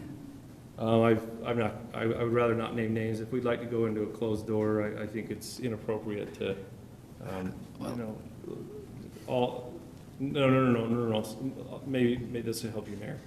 Residents somewhere in the vicinity were told when the excavator left that, there's no more funding for this. You're gonna have to wait till next year. Kind of ties in with your story that you were saying, it's been worked on afterwards. But I guess I'm trying to understand, so you're sharing on the record here tonight something that someone told you that someone told them happened. Is that right? And I guess, again, Can we that's... go to a closed door, perhaps? I think we have a closed door scheduled, and maybe that's more appropriate. It's not indirect. It's not secondhand. Okay. Well, I guess, again, back to my initial concern, and when it was suggested that we discuss this publicly in a meeting last fall, I mean, I don't remember, but late last year, it was recommended, or I recommend that we don't, because it's currently being reviewed, and that would be inappropriate to give statements, rather factual or hearsay, in a public meeting without giving the opportunity. And I don't think this is probably the venue. But back to my original question, unless the council wants to dig in and have this conversation, then great. But that we can do that. But I think I'd probably need to poll the council to understand. Again, asking a third party to look at it, two third parties, whether or not we like their reasoning or not. I think that's probably fair, but probably not fair to second guess their investigation, without them here. Now, if they're going to provide a detailed report and they're willing to come and give it here, or rather they give it in letter format, that might be a more appropriate venue to say, did you do this? Did you do this? Did you do this? But to talk about all the things that we don't think they did without really knowing what they did tonight just doesn't seem right to me. That's very clear and great. I agree, Mayor. I'm not in any way, shape, or form, because I haven't seen the reports, right? And so I'm not saying that. I'm only saying what I know.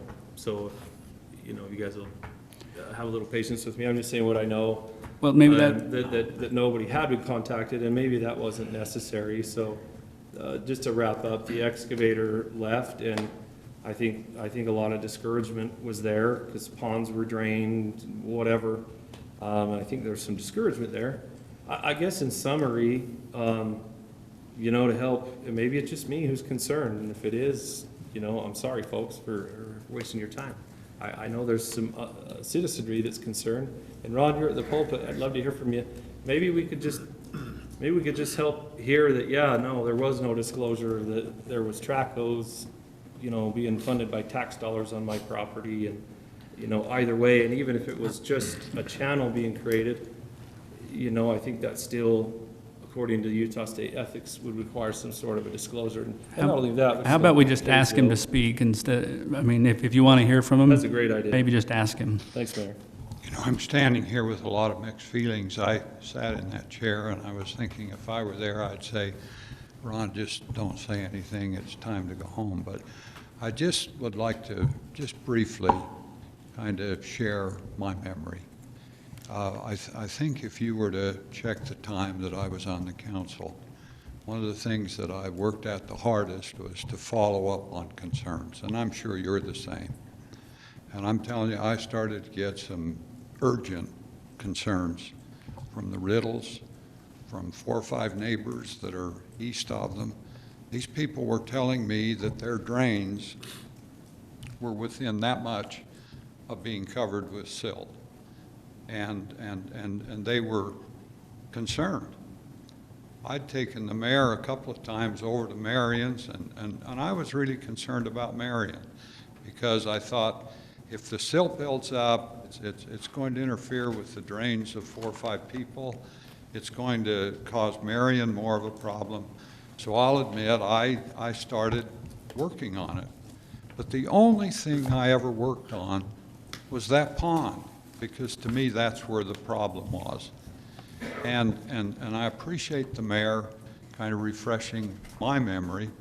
My memory is that once the decision was made to handle the pond, where the 5 or 6 drains were coming and where Marion was impacted, once that was accomplished, I felt like I had accomplished my purpose.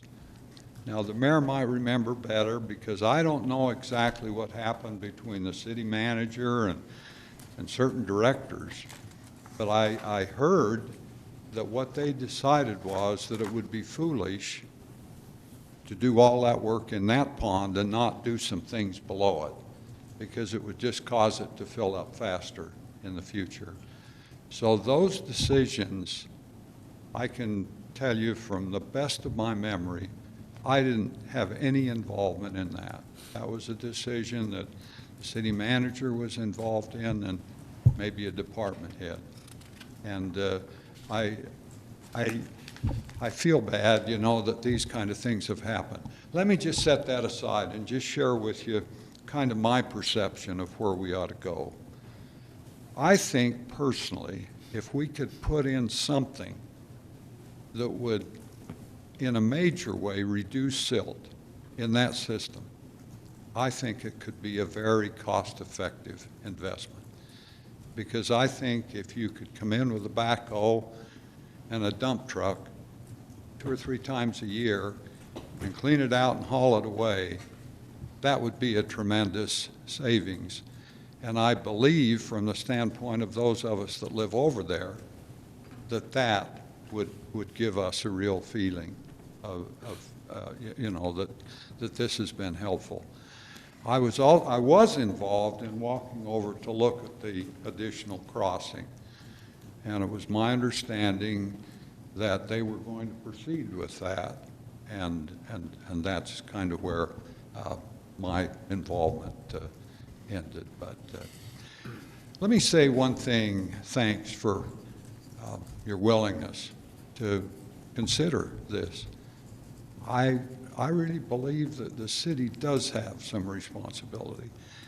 I was mayor of Washington Terrace, and I remember when they started developing up on top, and we knew they would create additional stormwater. And we said, that's okay, but you need to build some retention basins so that when we get a big storm, it's not going to all hit our existing system. And I think if you were to go over there years ago, it basically handled the situation quite well. We bought the property 27, 28 years ago. But I really believe that additional building has added, and I believe the city has a revenue stream for that. And I just feel that at least we ought to continue to talk about it. And if that would work to help reduce the silt, that'd be a major help. Could I ask you, while you're there, was there a disclosure sign then? Did you bring it before the body? This is going to happen on my property? I'm not aware of any disclosure statement. My memory was that this was being handled as an administrative matter. I think John was involved, and so I was not aware of anything like that being signed. I could appreciate that. You and I share a similar life experience, sir. So I think USU, you know, we ought to consider their ponds as we're going forward into this. I think we ought to make sure we're being friendly to everybody else who's USU since 2005 was trying to get a pond agreement going and get help. Their top pond silted up, just like the Riddles is, so I feel bad for the Riddles. You know, it's the top guy who typically, if you don't have a lot of velocity in the water, they're gonna bear the brunt of the silts, you know, if we can't keep them moving quick enough and get them going out. And just helping understand where I'm coming from, we're looking at a $30 million roadway issue over the next 20 years, you know, and storm drain items we're learning can kind of be used to do curb and gutter and storm drain boxes in this huge $30 million ordeal that we're faced with too. So the belt's just tight, but I want to help these folks. I want to figure out how we can move on. You know, I feel like there's two pulling forces in the room here, though, or not in the room, but from what I've studied. One is like, well, okay, and just let me be very as sincere as I can, Ron, if you don't mind. Like, one is like, okay, well, a council member got dredging and widening and kind of more than the channel. Well, can't we get that too? You know, so I'm torn, right? Because the equal side of me would say, hey, that's kind of the precedent. We need to dredge everyone, you know, down through to the bottom to the weir wall. You know, if that's what was set, and if it was set perhaps not in the most above board way, and I don't mean that offensively, that, you know, then perhaps maybe dredging also needs to come into play lower down too. I don't know. I just look at that as everyone goes home tonight. I think these are the things that people are going to spin in their minds. Well, because we're going to have probably 2 or 3 meetings on this, and I'd rather just kind of really get as much out tonight as we can so you folks can move forward. So those are some concerns I have. And, you know, I heard it was dredged 14 feet deep. That's massive. That's about the height of that beam. That's great. But depth doesn't necessarily solve top water elevation. There's a paragraph, there's emails that are Grandma requested. They're now public knowledge, and there's no names. There's a paragraph that just says, please remember, and there's some individuals have spent over $100,000 excavating the dirt the city has dumped into our ponds, while the city has spent money creating an unnecessary pond for one of its councilmen. All that was needed to solve, and this is not from, you know, all that was needed to solve the upstream flooding issue was to increase the downstream drainage capacity out the 2 lower ponds. This is common sense. The stream channel is passing through the Stevens property and 8 feet wide. It was 8 feet wide and 2 feet deep. It had plenty of capacity. Creating a huge new pond will never change the surface level of the water, no matter how wide or deep you dig it. So that's just where I had the argument of the channel idea. You know, I think the city could partner on a channel, and I'll rest with that. I think I've put it clear. Ma'am, I'm so sorry. Please. I would like to say just one other comment, please, if I may. See where this, okay. So you've expressed concern about this area here. There's a lot of silt that came out of those ponds, a lot of silt. And a lot of it came up and landed up on this area, and that stuff's disgusting. I don't know if you've had the opportunity to play around in silt, but you can't even walk in it. It's worse than clay. And so we could not handle the capacity of all of the silt that was coming out of here, and the intent was to clear some of it out here so there'd be more flow here as well. So there was a conversation of having some of that pulled off from this side so that some of that silt would land on Ron's side as well, that he could deal with, and he was generous enough to allow us to push that silt over on his side. And then Marion up here in this area was very generous as well and took an incredible amount of silt. And it was to help reduce the cost of having to move it off in trucks. We tried to keep as much of it on site as we possibly could.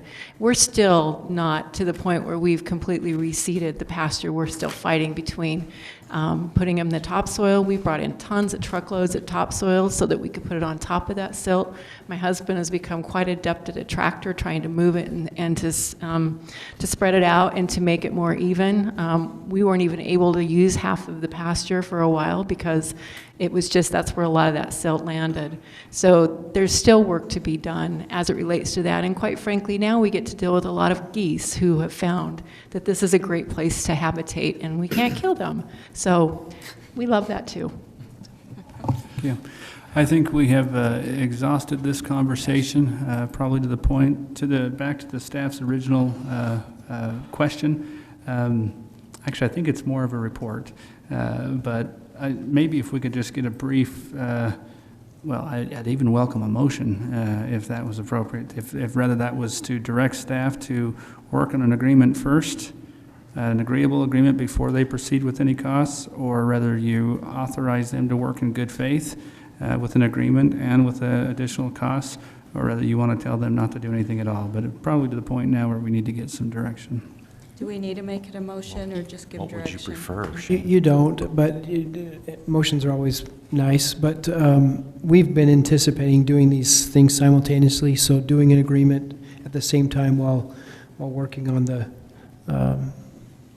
Engineering. yeah, design. the engineering, the design, getting that ready And the for reason bid. why So this is your first step as opposed to catch basin or silt traps is just based on your internal discussion, That's exactly including with right. the neighbors. This was determined to be the most high priority.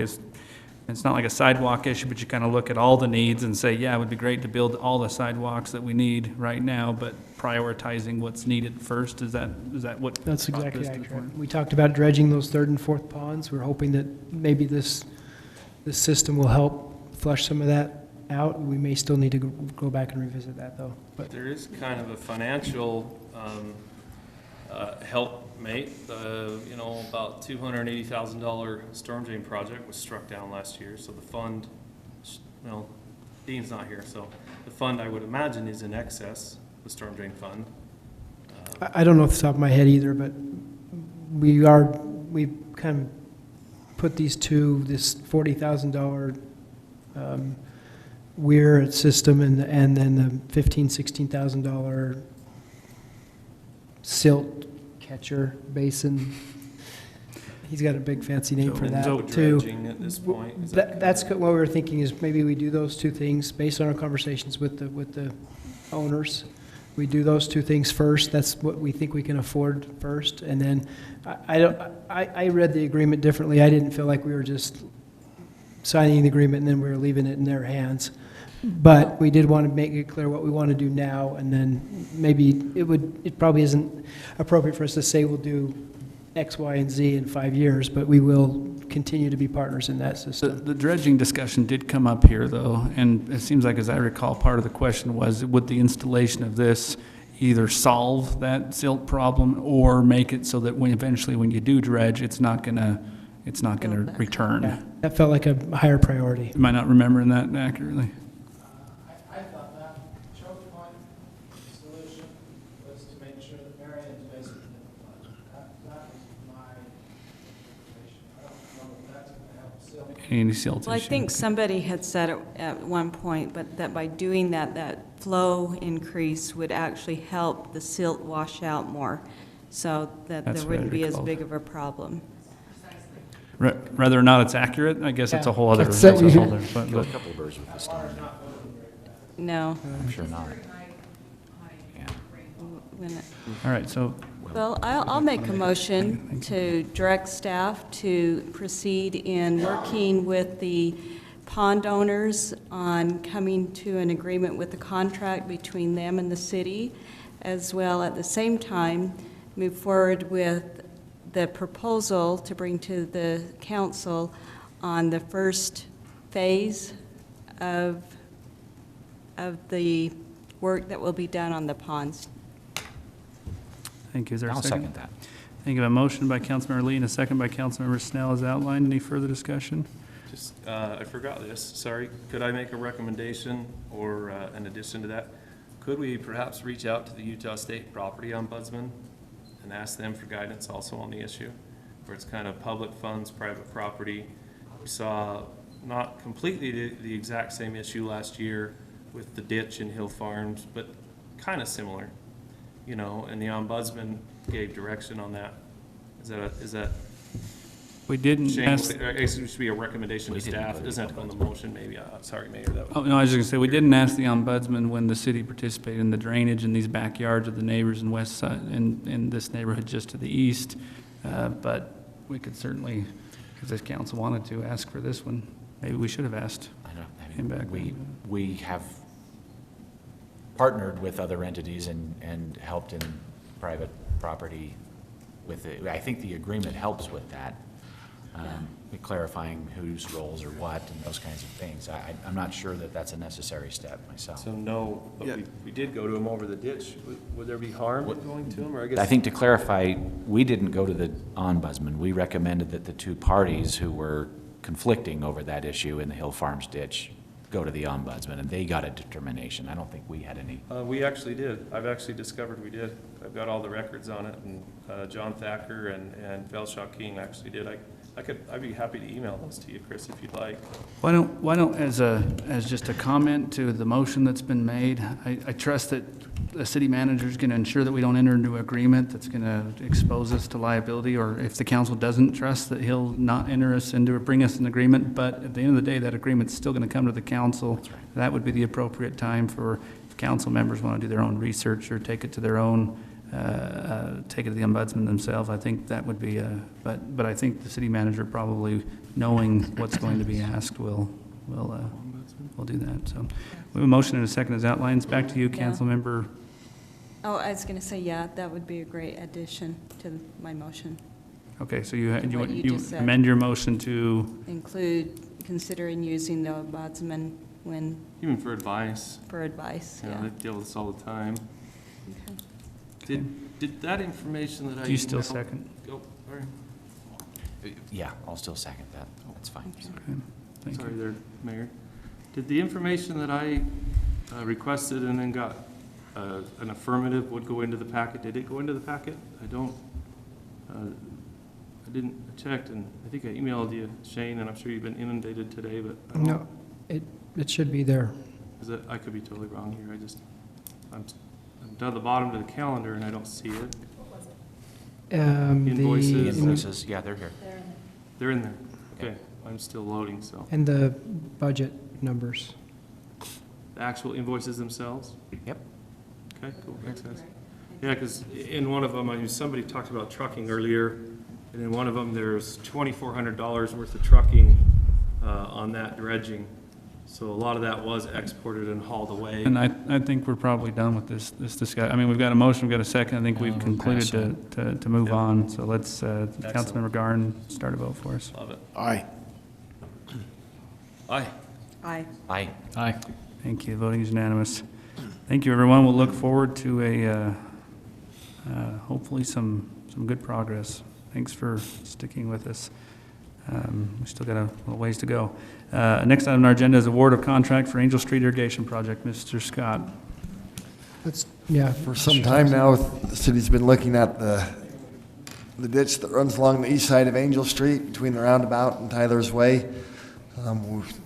Several months ago, we got approved and acquired wetland credits from the Army Corps of Engineers, which has been one of the concerns over the years of how to mitigate the disturbance to their term is riparian habitat. So that's been resolved. We've completed the design, we sent it out to bid. We got actually 15 bidders on this project. The engineer estimate was a little over $500,000. The low bid came in at $417,000. There is, in the budget, this was approved for project last year in the budget at $550,000.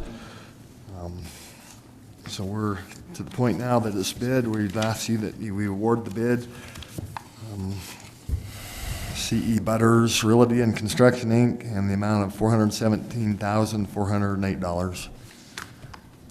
Thank you. Any questions by the council? Discussion?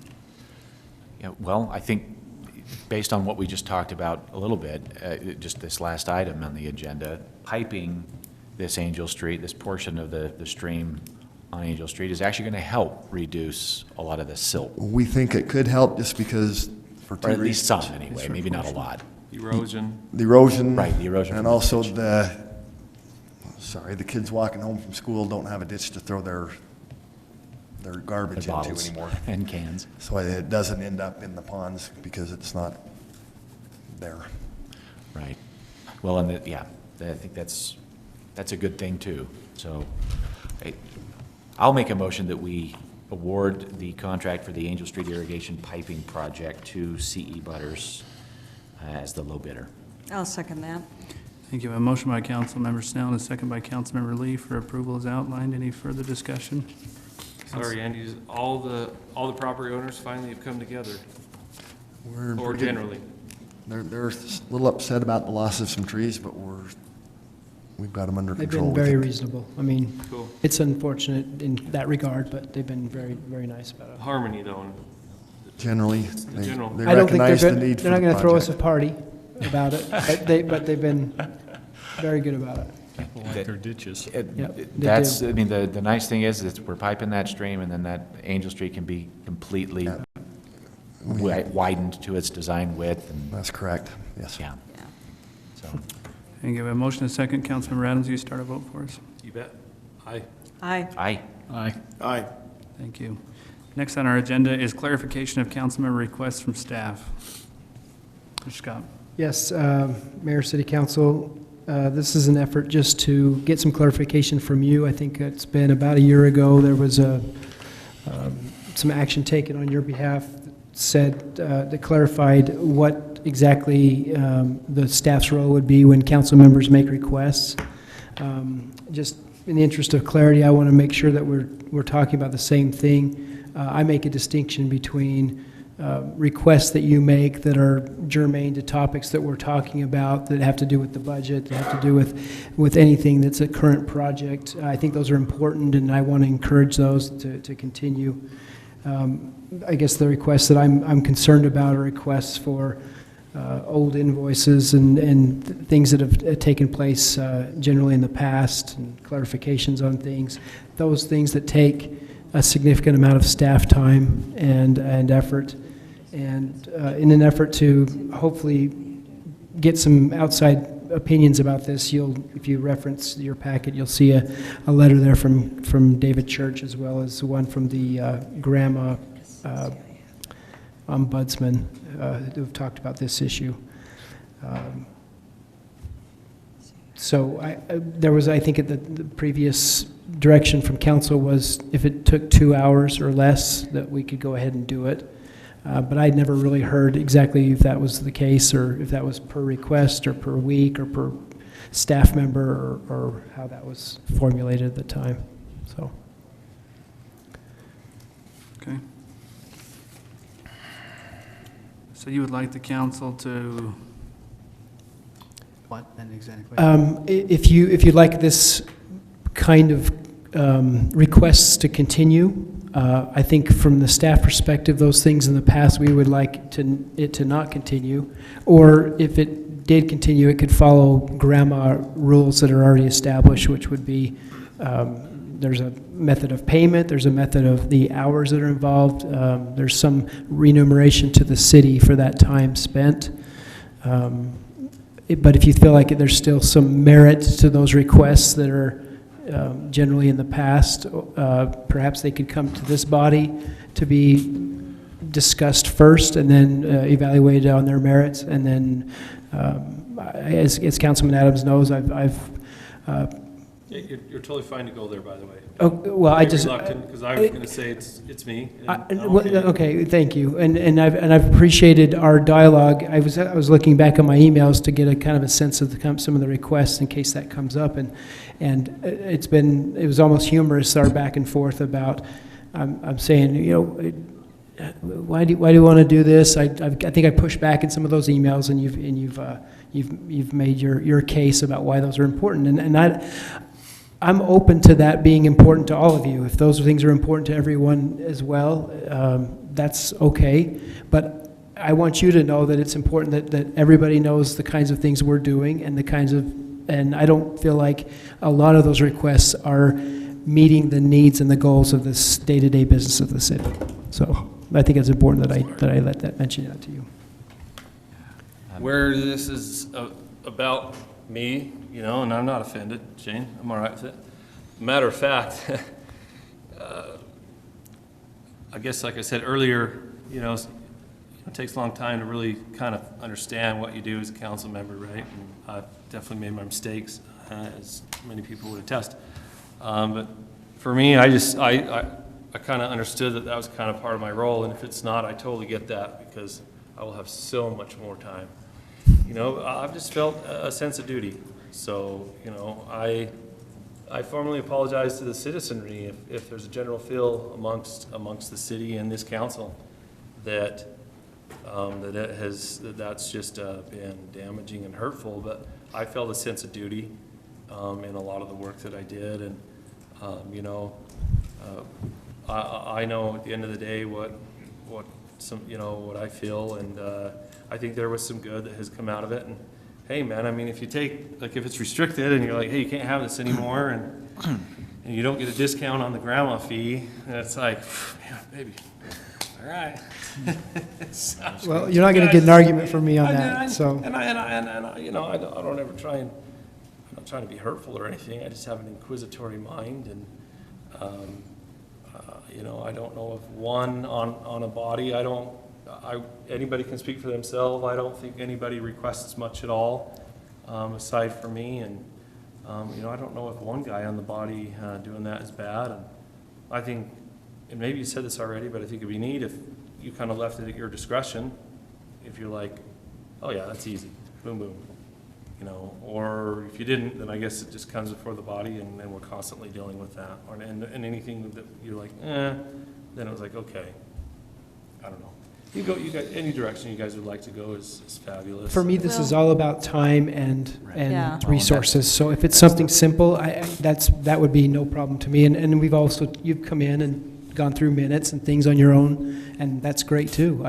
We've got no problem with that if it doesn't occupy, you know, multiple hours of Well, sleep maybe time. like this week, you know, I emailed you one, and I have it, I won't get it out, but it was all relative to tonight. Yeah. So I was a little caught off guard. I just Yeah. thought, okay, if that's inappropriate, I just need to be told. No, If it was all yeah. to the direct agenda items, could I get these things? And I usually try and offer, like, hey, I'll come in and do any legwork at all. Well, you to know, council, to your point, Councilmember Adams, I've learned something too, both in Mr. Church's letter and also Rosemary Cundiff, Government Records Ombudsman, that I didn't realize that there really is no, you know, I kind of thought if you're a council member, you know, you can request whatever you want, but actually we have no special rights in that regard, and the letter says that from any other citizen, except with the one exception, to do our job. And then the question is, how do we define that? And that's sort of left up to the council to define. And I always prefer kind of a principles-based approach, which I think Kaysville's been pretty good about, you know, not to have too many prescribed rules. I don't really like the 2-hour rule because it's, you know, okay, 2 hours, is it in the aggregate? Is it on one related issues? Is it, you know, it feels awkward, and then you have a whole bunch of rules and around the 2-hour thing. However, I do feel that on large requests, big projects, things like that, that the whole council ought to be involved and decide if we want to make that request. Clearly, when we're just asking questions, that's a part of doing our job. I probably don't do as much as some of the rest of you do, but I do call Shane sometimes with questions, or I'll call Andy, or I'll call somebody and just ask a question. It hopefully doesn't take a lot of time just to understand things better. But when you're requesting documents, that does fall under GRAMA. And maybe one easy way to resolve that would just be to say, if you're doing a document request beyond something that's, you know, simple, and just leave it to your discretion what that is, that we should really follow, like the rest of the citizens, have no special privilege there. And if we're going to do a larger data request, we ought to pay for it and go through the proper channels and do a GRAMA request. And that would, you know, handle that without having a bunch of silly prescribed rules that no one can figure out, I guess. So that's great to hear my you thought. say that, you know. Yeah, just like a 30-second background on where I thought the role was, and I've already said I kind of felt a sense of duty, and that can be put to rest. If there's laws put in place that prohibit me from that, then, you know, you can only do what you can do, right? And that's okay. But I've gotten to know the ombudsman really well, and by the way, I mean, if she ever gets to see this, she's one of the most wonderful people. She's an asset to any of you, and anybody who ever has a question or need. She's an amazing lady. But she did tell me, and so this is educational for me, and I appreciate that. She has told me I actually have notes of it. There's Casper again. I have notes of it where she did say she, you know, and maybe it was a misquote or something, but she said you have more. I don't want to use the authority, but you have more capability. You don't need the grant request process. You're a council member, so that's where my confusion came in. I've been, talked with her for months, and she's a great gal. But I'm happy to learn, be trained, be educated. If David says that, and that's the way it is, but that's where the confusion has come in for me. I could read the notes. That's kind of where I've been, and I mean, Grandma is always going to be there, right? There's no. That just is what it is. I just take off the council hat and come in so yeah, whatever you guys feel like. I think probably what staff is looking for is some guidance. There was kind of a sort of rule adopted, as Councilmember Garner mentioned a moment ago, about a 2-hour rule. The letter from the ombudsman mentions that a council member can seek the records he or she needs to do their job. The question on whether or not the member needs the requested records for their government role can only be answered internally by policy or by city administration. And so if I understand what Mr. Scott is asking is, where is that? Are we going to defer that to the administration? Right now, we don't have anything written in policy that says that. Are we going to maybe he doesn't want that role to be the judge to determine, but if the intent of the sort of rule that was set up last year for 2 hours kind of stands, or to Mr. Church's letter, Grandma doesn't give council members any special access to public records, and he mentions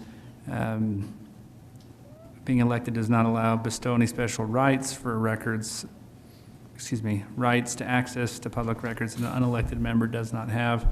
And then he says, I did not see anything in the city code that would give a council member. So to me, that maybe the recurring theme there is the lack of definition in the code. And so if the council wanted to head that direction, maybe it'd be appropriate to ask direct staff to come up with a policy, because both the ombudsman and Mr. Church referenced the lack of any guidance in the actual policy or in the code.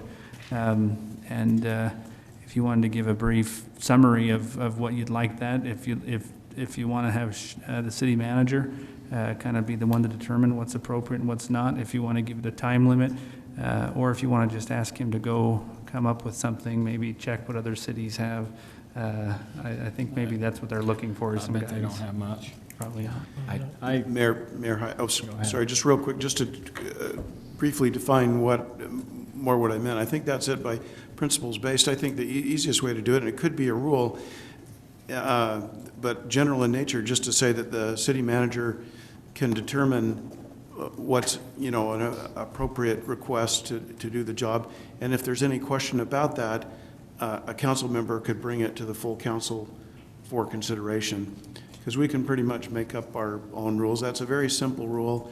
It gives complete discretion to the city manager to decide how to handle it. And either the city manager or the council person making the request could always come to the council and ask for direction on a particular specific item. And the 2-hour rule, even though it lacked some definition, if it was 2 hours per week, 2 hours per project, 2 hours per request, did actually indicate to bring it back to the council, and so I think you could probably take a version of that. I'm sorry, Councilmember Page, you had a comment. No, I was just saying, I think when Mr. Scott, when he said that, sometimes he can see where they're going, some of the requests, and they're pertinent, then other ones, it's just like all over the place. And I guess that's the concern he has, why are these coming?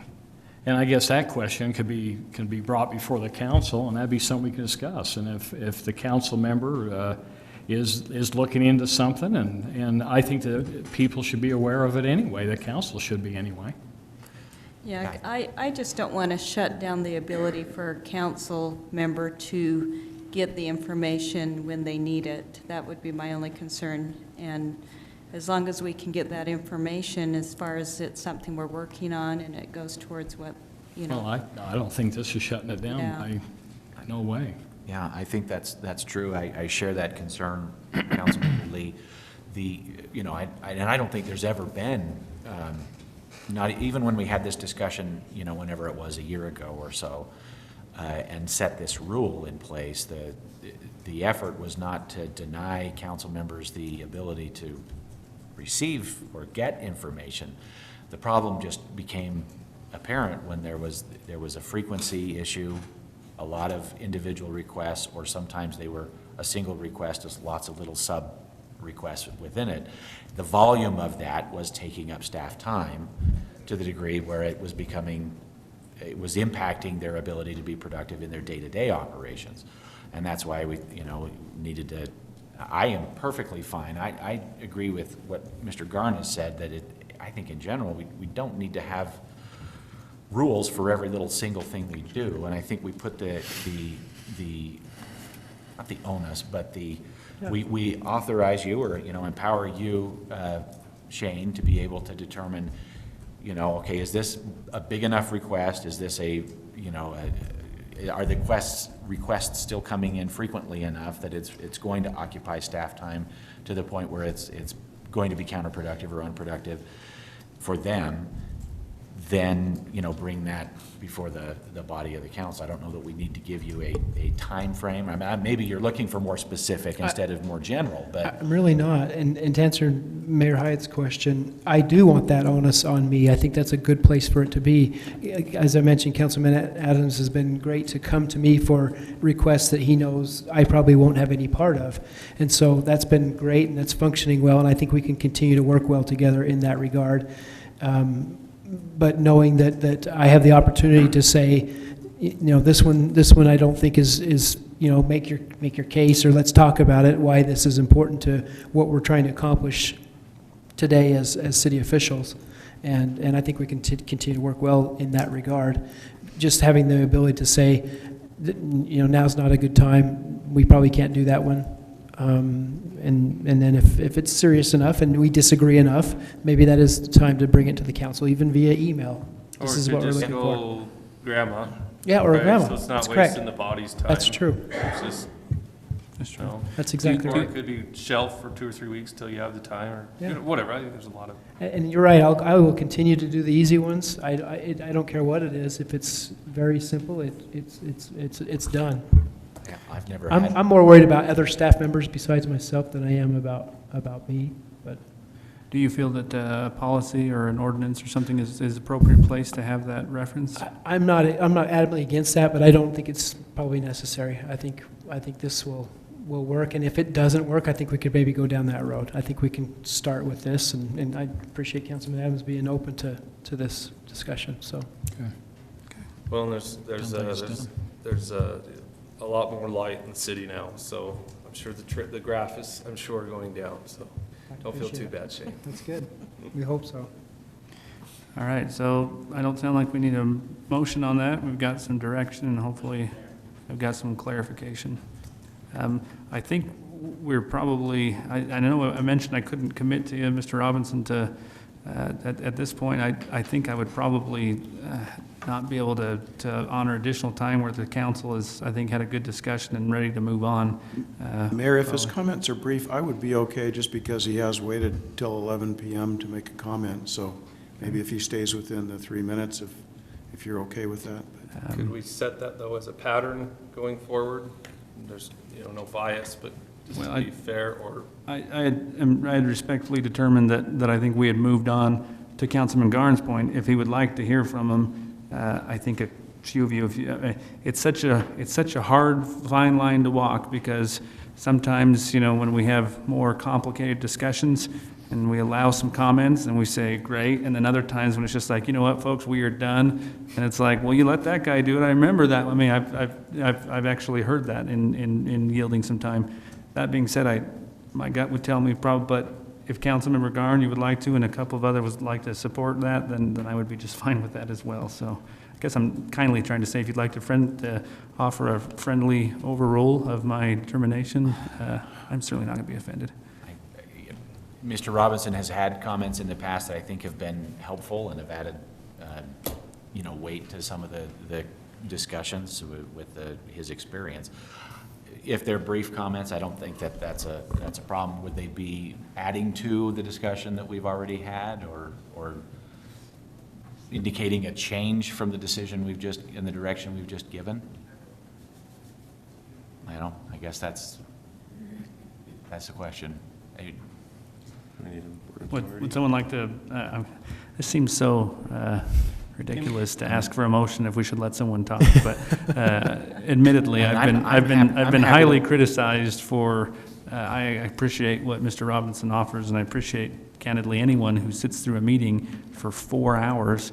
I've said this before, my tendency is to say, if you've sat here all night and you have something you want to say, I'm not going to say, sorry, your 3 minutes is up. But I'll tell you, I've also been highly criticized for allowing that. So I guess I'm trying to tell you, I think at this point the conversation is done. You've got at least 2 of you. If 3 of you would like to say, we know the conversation's done, but we'd like to hear what you have to say, then. Steve, I'll support you on that. And just in lieu of that, it's kind of been a pattern I've seen you trying to get control of, and I think there could be a lot of offline talk will be done in 10 or 15 minutes, I hope, here anyway. And I'll support you, Mayor, in that regard. Well, and I would just suggest to send an email out to all of us with your comments. Would that work for you? Okay. Well, I think the other thing is you could just limit it to 3 minutes, just like call to the public. We were already 2 minutes and 30 seconds into the conversation. We'll talk about this for 15 Would have minutes. been over. I think in Mayor's credit, it's a precedent he's worried about because he setting, is and trying I think to. he's trying to, just take. Yeah. And I wanna if we support do, that. I'd love anyone who wants to do 3 minutes. There's a lot of folks who wait a lot of time. Maybe they have opinion on other topics here. I'm always an open conversation guy. Okay, thank you. All right, we'll move on then to the next item on our agenda, which is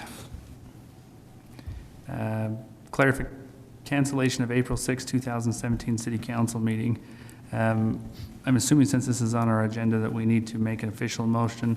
The question was raised the first week in April.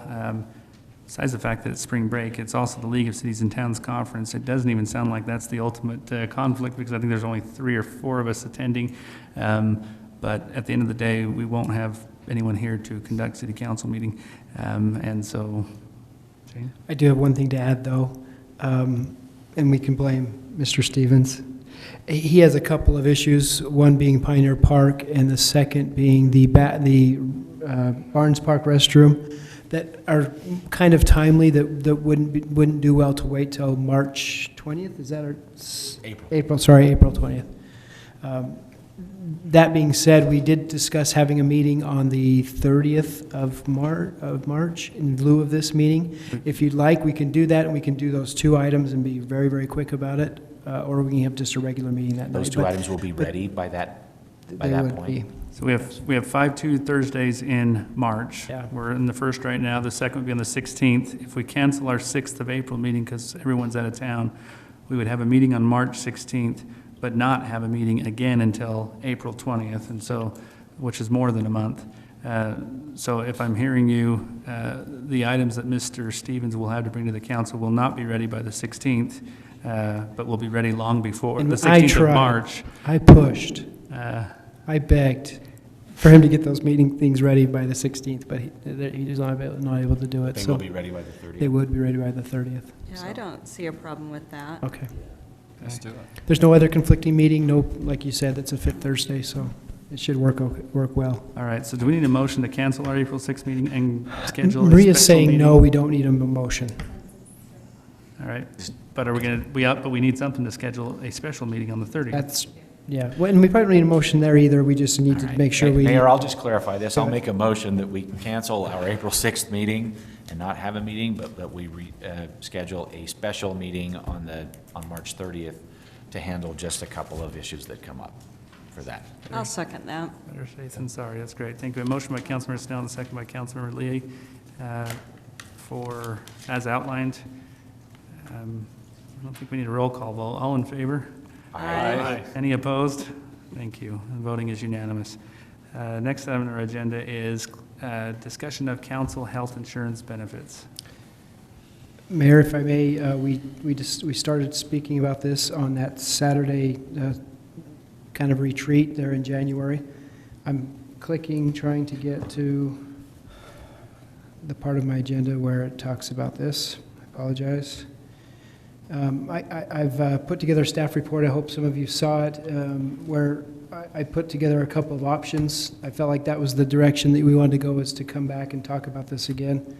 Again, I acknowledge that providing a benefit for yourself is a difficult thing. I would encourage you to look at taking all of yourselves out of the equation, what would be best for Kaysville City, recognizing that all of you are here today, but most of you won't be here in 4 to 10 years. I think this is a good benefit. It's done by around 50% of cities on some level. I haven't seen any that, I provided 3 options there. Elected officials are added to the existing city policy in lieu of receiving any monthly pay. That was just one option. The second one was elected officials are added to the existing city policy but pay the entire premium for their coverage. That was the option I mentioned in that Saturday meeting that wouldn't cost the city anything additional to what we're paying today. And the third one was elected officials are added to the existing city policy and treated like all other full-time staff who currently pay about 10% of the family premium from their paycheck. That's the one that I've seen in other cities. The third option. And of course, there's always option 4 is just remain how we are today. So, if I could just make one comment about, and as you mentioned, there is a 4th option to not do anything. The second of elected officials added to the policy, but to pay the entire premium. There's some issues that I don't want to word that the right way. I was going to say that I've been involved in. What I'm trying to say, there's some issues that I have inherited the special opportunity to oversee and correct, which have not been very much fun. But the question of someone paying something to the city, and if that is, I would just maybe caution on that one, because if you have part of the findings of this other audit that I requested in another organization that I'm associated with was the idea that at any time if there is a float of money with public funds, that becomes very problematic. So if you had something of a premium, if the councils were to participate and be writing a check every month for the premium, and it's effective on the 1st, but they don't pay until the 20th or something like that, to me that would violate the spirit of what we've dealt with this, or what was a finding in this other organization. And so that one just rose to my mind as regardless if the council does anything, that one, in my mind, appears the most problematic. It would be great if you made enough money that we could just take it out of your check, but you don't make enough money to be able to pay the premium. So you're right, you'd have to reimburse the city out of your personal funds. Right. Do you have approximate costs for what that would be? I know that there are options within the city's benefits package to employees. There are options for them to choose from different plans and whatnot, and the costs are different. Family versus just employee, or employee plus spouse, or employee plus spouse plus family. Do you have a projected, say, typically speaking, that would be an employee plus spouse? I think the city pays for a family plan about $1,200 a month, if I'm not mistaken. For all full-time employees? For full-time employees, yeah, for the family plan. And you're right, some have 2-party or single, but for the family plan, around that number. Okay, so approximately, if elected officials are added to the option number 3, they currently pay about 10%, about $120-ish, somewhere in that neighborhood, for a family plan would be deducted from their monthly pay check if they opted to do this. Right, and don't quote me on those numbers, but I think we're close. Okay, but I mean, in general, that would be about, so we're talking, about $1,000 a month per net cost to the city. Net cost to the city per city council member who may enact to do that if we were to choose option 3. Correct. In rough costs. Okay. So, being the accountant, is it 1,000 or 1,200 a month? Well, Did you I say- was, Oh, He's subtracting the. subtracting the 10% that like option yeah, number 3 has. 10. You subtract the 10%. Oh, 10%. Okay, of so then it'd be premium 1,000 or 12. that they cover themselves. Then if- 12,000 a year, yeah, Right. so.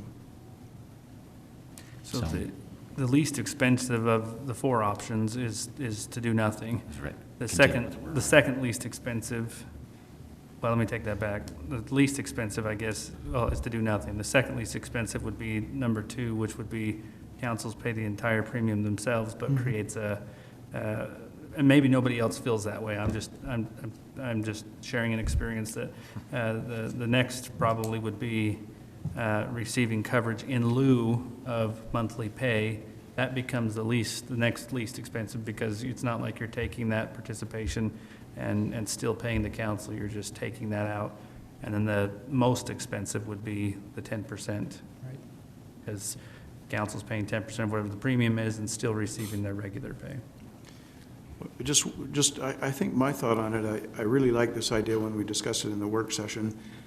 You know, as an employee, right now I can't use it because I have a great plan, but I think it's really a great incentive for self-employed people to run, and frankly, you know, you really have to consider when you run. I was amazed that there was like 30 cities in Utah, and some of them not too small, that couldn't even field 2 candidates. They must have bribed someone to just appoint them, you know, and they didn't even have an election.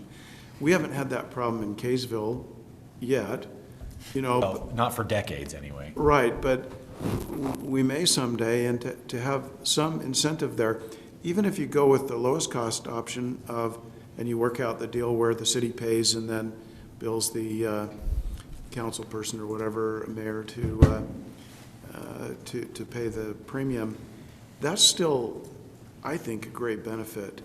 Because if you have to go out into the individual market, and I think we're all aware of what's happening there with the exchanges, not to make a political comment, but coverage has gone down and cost has gone up for individual coverage. So I would think even if you didn't have a city pay component to it, it would still be an incentive that you could participate in the health plan. And I would almost, well, yeah, I would agree. I think some participation in that manner would probably, Shane made a comment, because somebody had asked me, you know, if this happens, are you going to participate? Are you going to do it? Are you not going to do it? Or and my initial response was that what I was trying to say is what anyone up here does, and it's almost impossible to do. It's almost impossible to say, vote for this, but don't vote for it because, you know, it's a personal benefit or you may get a benefit. But it almost feels like, and I think that was mentioned earlier, you got to look at it more of a long-term in the future, because I almost would, there's that part of me that almost wants to say, and this is coming from someone who doesn't vote, there's that part of me that almost wants to say, don't disclose whether you are or are not going to take it, because I don't think that should be a factor. I mean, eventually, and that sounds terrible, because I don't mean to say don't disclose, but the minute this starts becoming a, you know, well, oh, you know, I was going to say, you know, maybe, Chris is going to take it? Okay, well, you know, I really like the idea of that, so I'm not going to support it. There's that part of me that wants to say, and this was a conversation, or what I think Shane was trying to say is make that an independent. I do think there is some timing with elections coming up, and I think that's something to at least consider, because you may have those who are interested that candidly look at it and say, why the heck would you do that? Why the heck would you do that for $500 a month? Does this provide an opportunity where more people, and I realize what I'm saying is, and I'm not making an announcement, but I very well may not be here for whatever reason in 8 months. Are there others who would consider, that would say, you know what, for what you make as mayor, there's no way. But for my time flexibility, if there was something else, the question that was asked to me about that, I do think I do think it's reasonable, and maybe it's a little easier for me to say this since I'm not voting, but I do think it's a reasonable request, and as Mr. Scott mentioned, seen in other cities. And if you were to consider it, I think the timing is appropriate because of what we've got for candidates coming up. I think having a clear knowledge of expectation for those who may consider running the two positions that are for city council or the one position that's for mayor, I think it would be something that would be ideal to have a discussion. Do we have candidates who we're aware of on the radar who are like, I'll do it if there's this? Is it? No, I don't. Oh. No. Yeah, sorry, I just missed. No, my Jane and I had some Hypothetically conversations in speaking. January, and he was like, yeah, we'll get better people to run. I was like, it's like, hey, you turkey lip. No, You're trying to say It's to kind of all a us. shot, wasn't it? Yeah, we had a fun moment. I over didn't it, mean but, better. I mean, I just wonder. Oh, if you we're meant doing better. it- You meant better. If we're doing it, No. because it's all a matter of relevance there as to That was- who likes who, let's be honest, in the world. But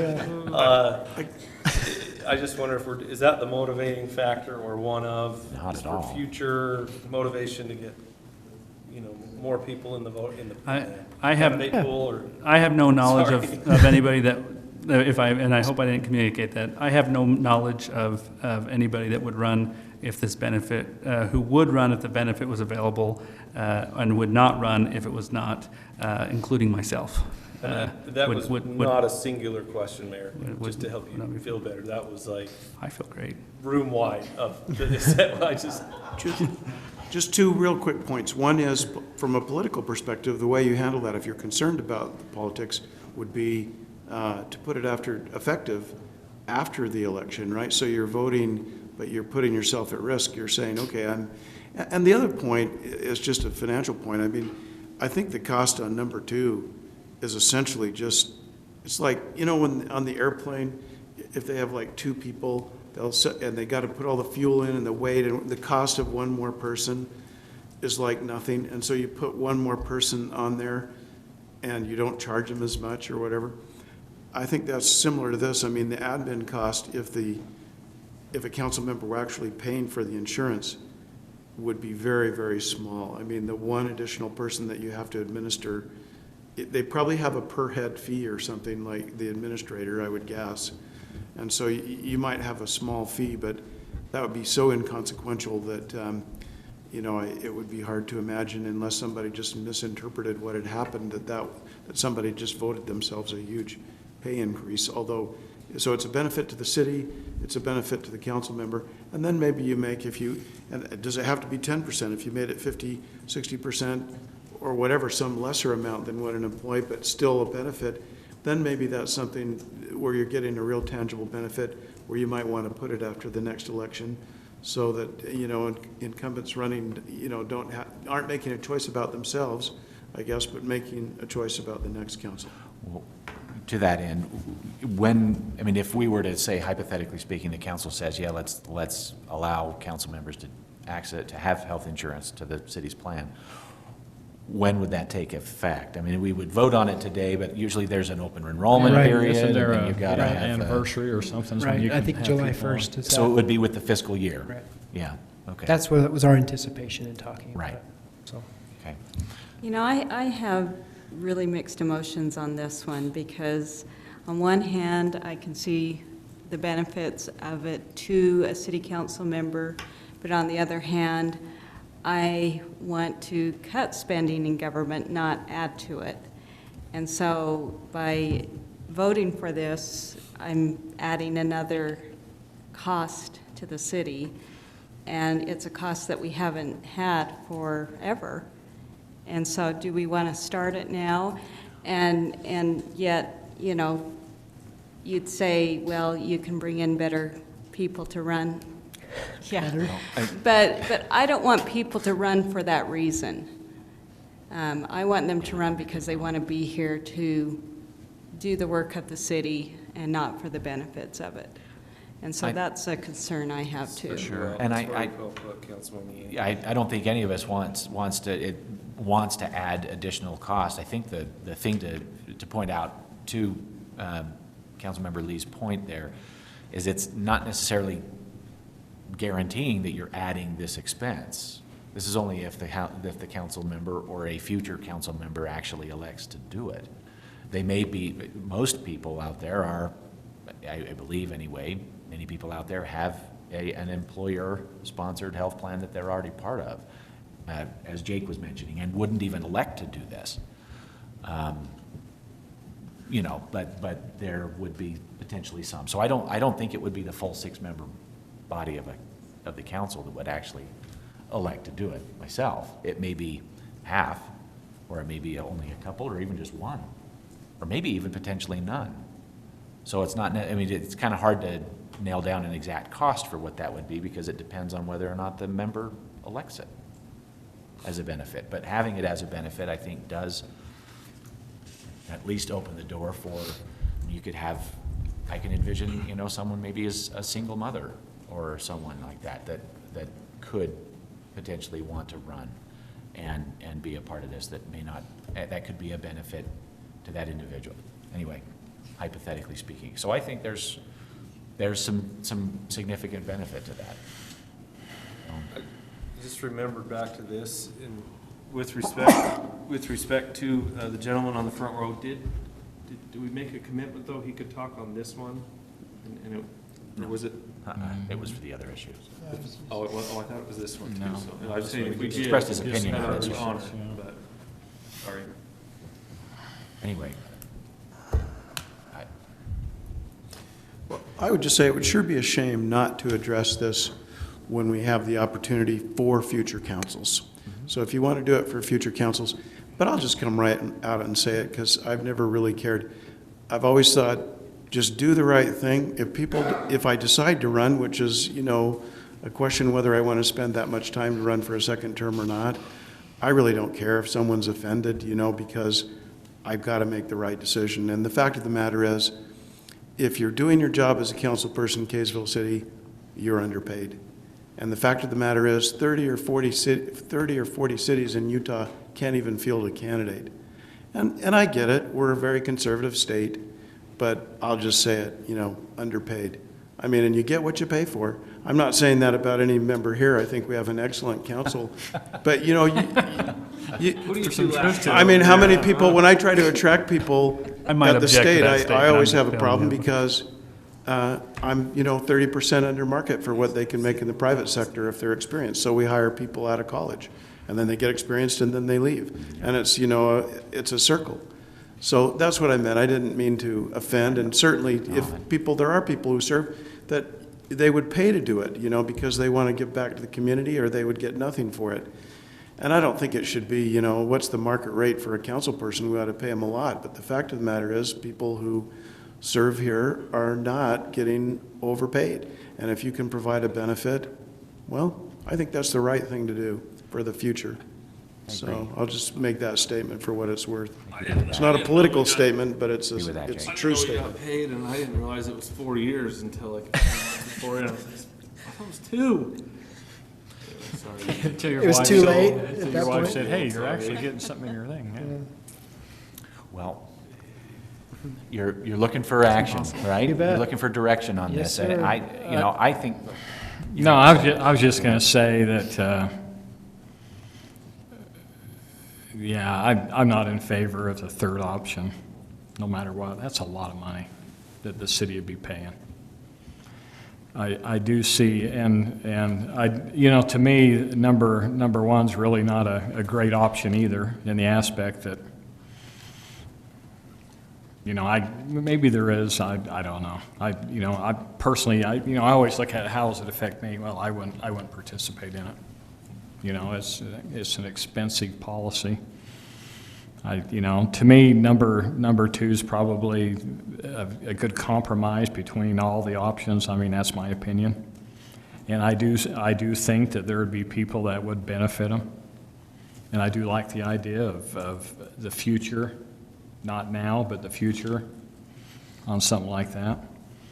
But that's just my opinion. Hey, you guys, I'm old, man. A couple of years, I'm going to be on the government dole. Oh, I always see your angle. Yeah, that's right.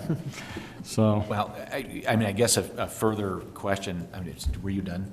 Yeah. Okay, Yeah. sorry. A further question could be, I mean, technically speaking, council is not full-time employees, right? Council members are not considered full-time. We're considered part-time. Maybe we do, some kind of a modified third option instead of treating the council member as though they were a full-time staff, paying 10% of their premium. They could be treated as a part-time staff and have the option and have some other percent, 30% or something like that. So it's significantly less expensive for the city as a portion of that, or even say 50% or something. I'm And throwing numbers that's out almost there. what number one is. Yeah, right? that's, One's about, yeah. Well, that's true. or number- That's true. yeah. So, Or I guess number one, but, yeah. I'm not presenting it in lieu of pay, although it would be basically, you get That's basically what it 50%, you'd is. be It's taking up your It's a pay. 50%. So, I would say, it's some kind of a compromise percentage, 25, 30% or something like that in lieu of 10%, that could be provided. I mean, that would be significantly less expensive for the city than 10%, than paying 90% of the premium. But it does still give an option for that.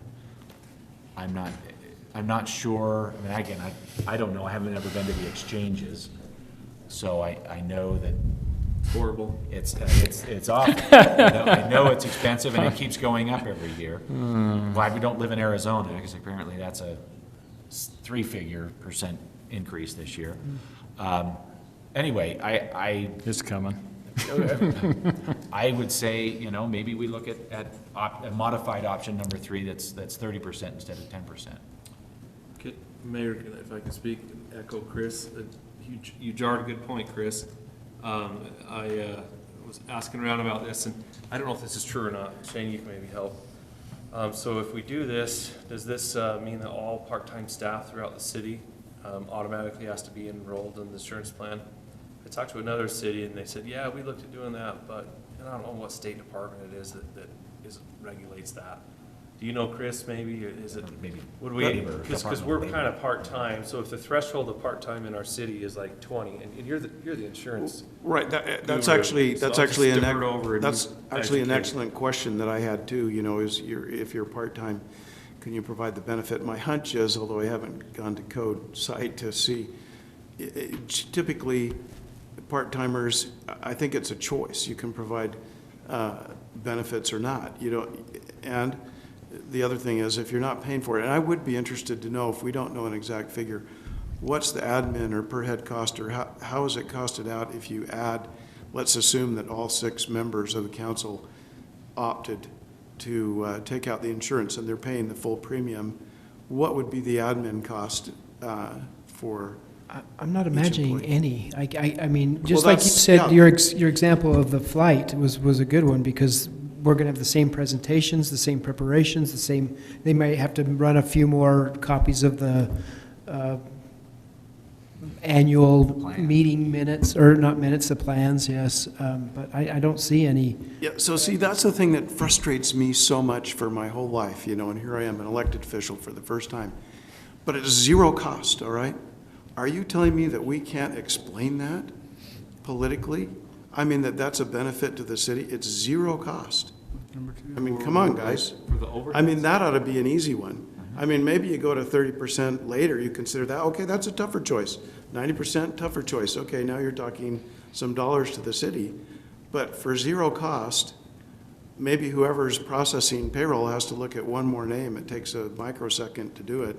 So you could cost that in somehow, but that's so minuscule, it's not even worth mentioning. And so we're not increasing cost to the city. I'll say it one more time. We're not increasing cost to the city. This is a no-brainer. It ought to be easy decision to make. For option 2. For option 2, right? Yeah. They cover the whole premium. Right. Yeah, you're right.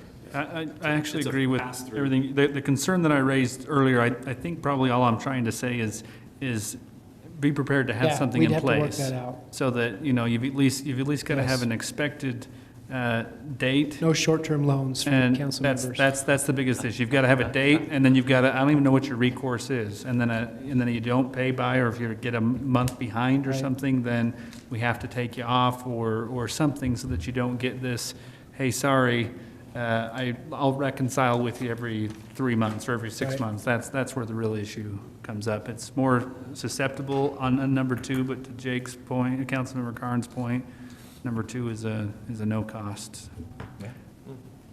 What's our part-time threshold right now for qualifying for health?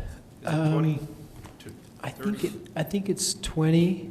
The problem with the health insurance is that once you trigger one benefit, you trigger the Utah retirement systems as well. If you don't And offer sick any and bank pay, benefits. right? You have to do it all. Right.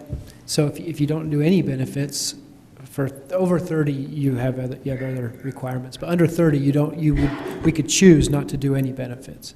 But we've chosen to do some there, so. Which So would it's be all or repairs. none It's if you're kind of under is. 30? Mm-hmm. Well, you start kicking in the retirement URS, and then it's, and maybe not all, but we've tended to do Just some thinking for like, regular part-timers. If it's like 20 staff members maybe that we have part-time. Because I think we're about $100,000 a month in premium to Aetna right now. So I'm just, if we had, 3, 4 here, 5, 6, 7 in each department. I don't know how many part-timers we do. Yeah, we don't. Would this bump us up 20 more people and we have 100 employees? We'd look at that. I don't think so, but I'm trying to think of regular part-time employees that I know of. This wouldn't include seasonal employees. Right, and things seasonal like would be Chris is exempt right from there. I that. think they said seasonal. Mhm. Yeah. So I can only think of 4 or 5 regular part-timers that aren't seasonal And forgive me, I was trying to look at the whole scope of what we're, possible. the ramifications down the line, all of it. So, motion from somebody, not a motion, or? So I'll make an option, or I'll make a motion, an option. There are 3 options. I was thinking of that. I'll make a motion for option 2. No cost health insurance opportunity I'll for the second. council. No cost to the city. No cost to the city. Right. No, that's right. Those who may Cost not to be the- looking what number 2 is, okay. So the motion was to move forward with elected officials can elect to be added to the existing policy, but pay the entire premium for the coverage, was made by Councilmember Garn and seconded by Councilmember Snell. Any further discussion? I think that being a flow-through is, because we had discussions about a committee being formed right in the work session. I think you had that idea to make this decision for us, or go out to the ballot that I suggested, but where it's flow-through. Right. I think Right. it's totally moot, Yep, so. I would agree. And I think that forming a committee, I think, was more about the pay. But Yeah, pay. Right, Right, yeah, he- like, that's if it This was is a gonna benefit be for that the too, 10% so. option or something, Right. we get it off of our, the let someone premium. else, yeah, so flow-through though, I don't see how there's any harm. Yeah, no, I mean, no cost.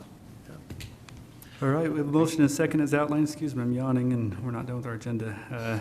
Any further discussion? Councilmember Adams, will you start a vote? Yes, aye, sorry. Aye. Aye. Aye. Thank you. Larry's kind of going, oh crap, I thought that whole, 65 and up plan pitch was gonna get me somewhere. Dang it, I was teasing you. Next item on our agenda, and we, just mind you, we still have a closed session scheduled, and a short break in between, which I'm gonna require. The next item on our agenda is councilmember reports. I had just one thing I wanted to mention. I sit as the city's representative on the Wasatch Integrated Waste Administrative Control Board, which is essentially the landfill and what's known as the burn plant, the energy recovery facility. For 30 years, the burn plant has been, kind of operates like almost like a big power plant. We take our trash, our garbage, and it gets delivered to the burn plant and is burned and circles through some boilers and generates steam, and the steam is shipped to Hill Air Force Base and purchased at a negotiated premium and heats some buildings up at Hill Air Force Base. Recently, the environmental, the EPA, and the Utah Division of Air Quality, if you may have noticed, we get occasional drama that comes up about this inversion thing we got going on in Utah. And the available air, if you will, for pollutants is always minimizing. And the restrictions from the EPA are always increasing. And the energy, the burn plant has been operating for 30 years. The Administrative Control Board was faced with a real decision to maintain I forget exactly what the term is, but to maintain the appropriate level of pollutants that the energy recovery facility is allowed to put off requires continued substantial investment. The technology is, as I mentioned, 30 years old. As you look at waste diversion and waste recovery, there are a lot of different technologies other than the burn plant. The Air Force, the directive from the Department of Defense is military installations to work toward energy independence. All military installations are looking at ways to say we're not relying on Rocky Mountain Power, we're not relying on these outside entities, so that if you had a major event, a military installation could be self-sufficient. Right now, Hill Air Force Base is not self-sufficient, but that's the directive from the DoD. I tell you all of that because the current 10-year contract that Wasatch Integrated is about 2.5 years into with the Air Force, they became aware that the Air Force is pursuing this energy independence and may build their own facility on the base that would no longer necessitate the need for steam on a 10-year contract. Without a potential customer, it makes it awfully hard to justify continuing to improve. These EPA requirements, right now, the board, to just get right to the point, the board was faced with a decision that they took action on last night to keep the burn plant to a level where it would be able to operate within the clean air requirements, required a $9 million investment into the burn plant. And to keep the ongoing maintenance from happening, right now the district charges the city $5.20 for our can. Every can we dump up there, the city's paying the district $5.20. Now we pay hauling charges, we pay administrative charges, we pay maintenance for cans, so I think our actual premium is 10 or 11 bucks that we're paying. To maintain the burn plant's future, the board was going to either have to decide to close the burn plant, which there's 30 full-time employees who work for the burn plant, or in order to keep it open long-term, increase rates between $2 to $3 a can. So you go from $5.20 a can to $7.20 and most likely long-term $8.20 without necessarily a long-term solution. And even knowing if we'll have a customer to buy it, you could build steam turbines that generate electricity, but the cost of that ends up being about 6.5, 7 cents a kilowatt hour.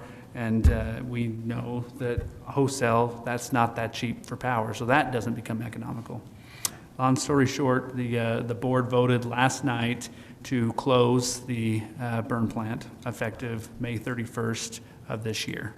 I have to tell you, probably one of, well, I won't say the longest because I think we hold the record here, but probably one of the most difficult, getting right to the point, and all 30 families coming there. We had a really in-depth discussion, and ultimately that was what the board voted to do. It wasn't just about, it's all about business, we don't care, but I think most recognized it would be awfully difficult to ask the residents of our communities to shoulder that kind of an increase in garbage collection, to invest in a technology that is antiquated. The other real stickler there was that if you close the burn plant and just divert garbage both to the landfill that we have and the landfill that we, and I say us as a district, has in down south, you immediately generate cash flow positive about $5 million a year over the next 3 years. So you go from investing $9 million into an old technology into generating $5 million a year that you can invest in new technology. The jobs part was the hardest part of that whole discussion. It was incredibly difficult, but I wanted to at least make you aware that's the direction. What that'll come with is it's not super exciting to say, so in the meantime, what are we doing with our trash? In the meantime, we're landfilling it. And what we were doing before, I think, was awesome. We're green can, blue can in Kaysville, so we're pulling out our green, we're pulling out our recyclables, and then we're burning the rest and converting it to energy. We're still doing the first two, but the third, until we have the next phase solution, which I think which you'll see come in the next year or two, which includes a trommel, which includes a MRF, is what they call it, that goes through and picks out all our recyclables. Even you'd be surprised how many recyclables, and Shane and I had a meeting with them to discuss this, are still left in our waste stream, even with our blue can and our green can. So the long-term goal will be to invest in emerging technologies to make the most of our waste. But the burn plant, whether you've liked it or you've hated it, it's been a long time resource for communities, and it will be closing on May 31st. I just summarized like 3 months and 3 hours of, but that's really the crux of it. And one thing I do want to make really clear too, because I think the Air Force was in kind of an awkward position there, because they're saying, we want to be community partners. We want to be community partners. This is not an Air Force issue. This decision was not made because the Air Force is looking to be energy independent. As a community as a whole, and what I mean the state of Utah, especially northern Utah, we want Hill Air Force Base to be energy independent. We want them to strive for that, because when the next BRAC, the Base Realignment Commission, comes around and says, what bases do we close? Those are the kind of things from the directive of the DoD that they're going to be looking for. Now, we've got the F-35, which is a huge anchor for us, but working and having initiatives towards energy independence, among other things, are really what we want. So, there was one question was raised, what's the Air Force doing to us? And this is not an Air Force issue, and the board recognized that and made that decision independent of, it's really hard to invest in a 30-year-old car, that kind of money, and hope for the best, especially when some people are driving battery cars around the. That should have made the difference, right? Yeah. I point at Shane because we attend the Legislative Policy Committee, and I carpool with him because he has a battery car, and we get to use those nice little parking stalls right up front at the Capitol, unless they're taken. Yeah. But anyway, sorry, get off on topic. So I wanted to give you that update about the burn plan. Now, I have a council member report from Parks and Rec. We've talked a little bit, we've referred a little bit to Pioneer Park. Next week, it's a week from last night, so March 8th, okay, next Wednesday, we're having an open house, okay, and that will be here in the council chambers, open to the public for anybody who wants to come. Will be the committee that has been, the citizen committee that's been involved, as well as the Blue Line. The design engineers will be here. Parks and Rec people will be here, and the public is welcome to come and take a look at what some of the design elements and give feedback. That's what we are soliciting feedback from the community on the proposed park and what it's designed to do. So that will be 7 p.m. next Wednesday, 7 to 8:30, I think, and please come out. You don't have to stay. It's open house, so you don't have to stay the whole time. You can just come and see and then head out. And invite your neighbors. Bring everybody over. It'll be fun. Thank you. Any other council member reports? All right, hearing none, we'll move to minutes. We have one set of minutes dated February 16th, 2017. If you've had a chance to review it, welcome motion for approval. I'll make a motion to approve the minutes. Second.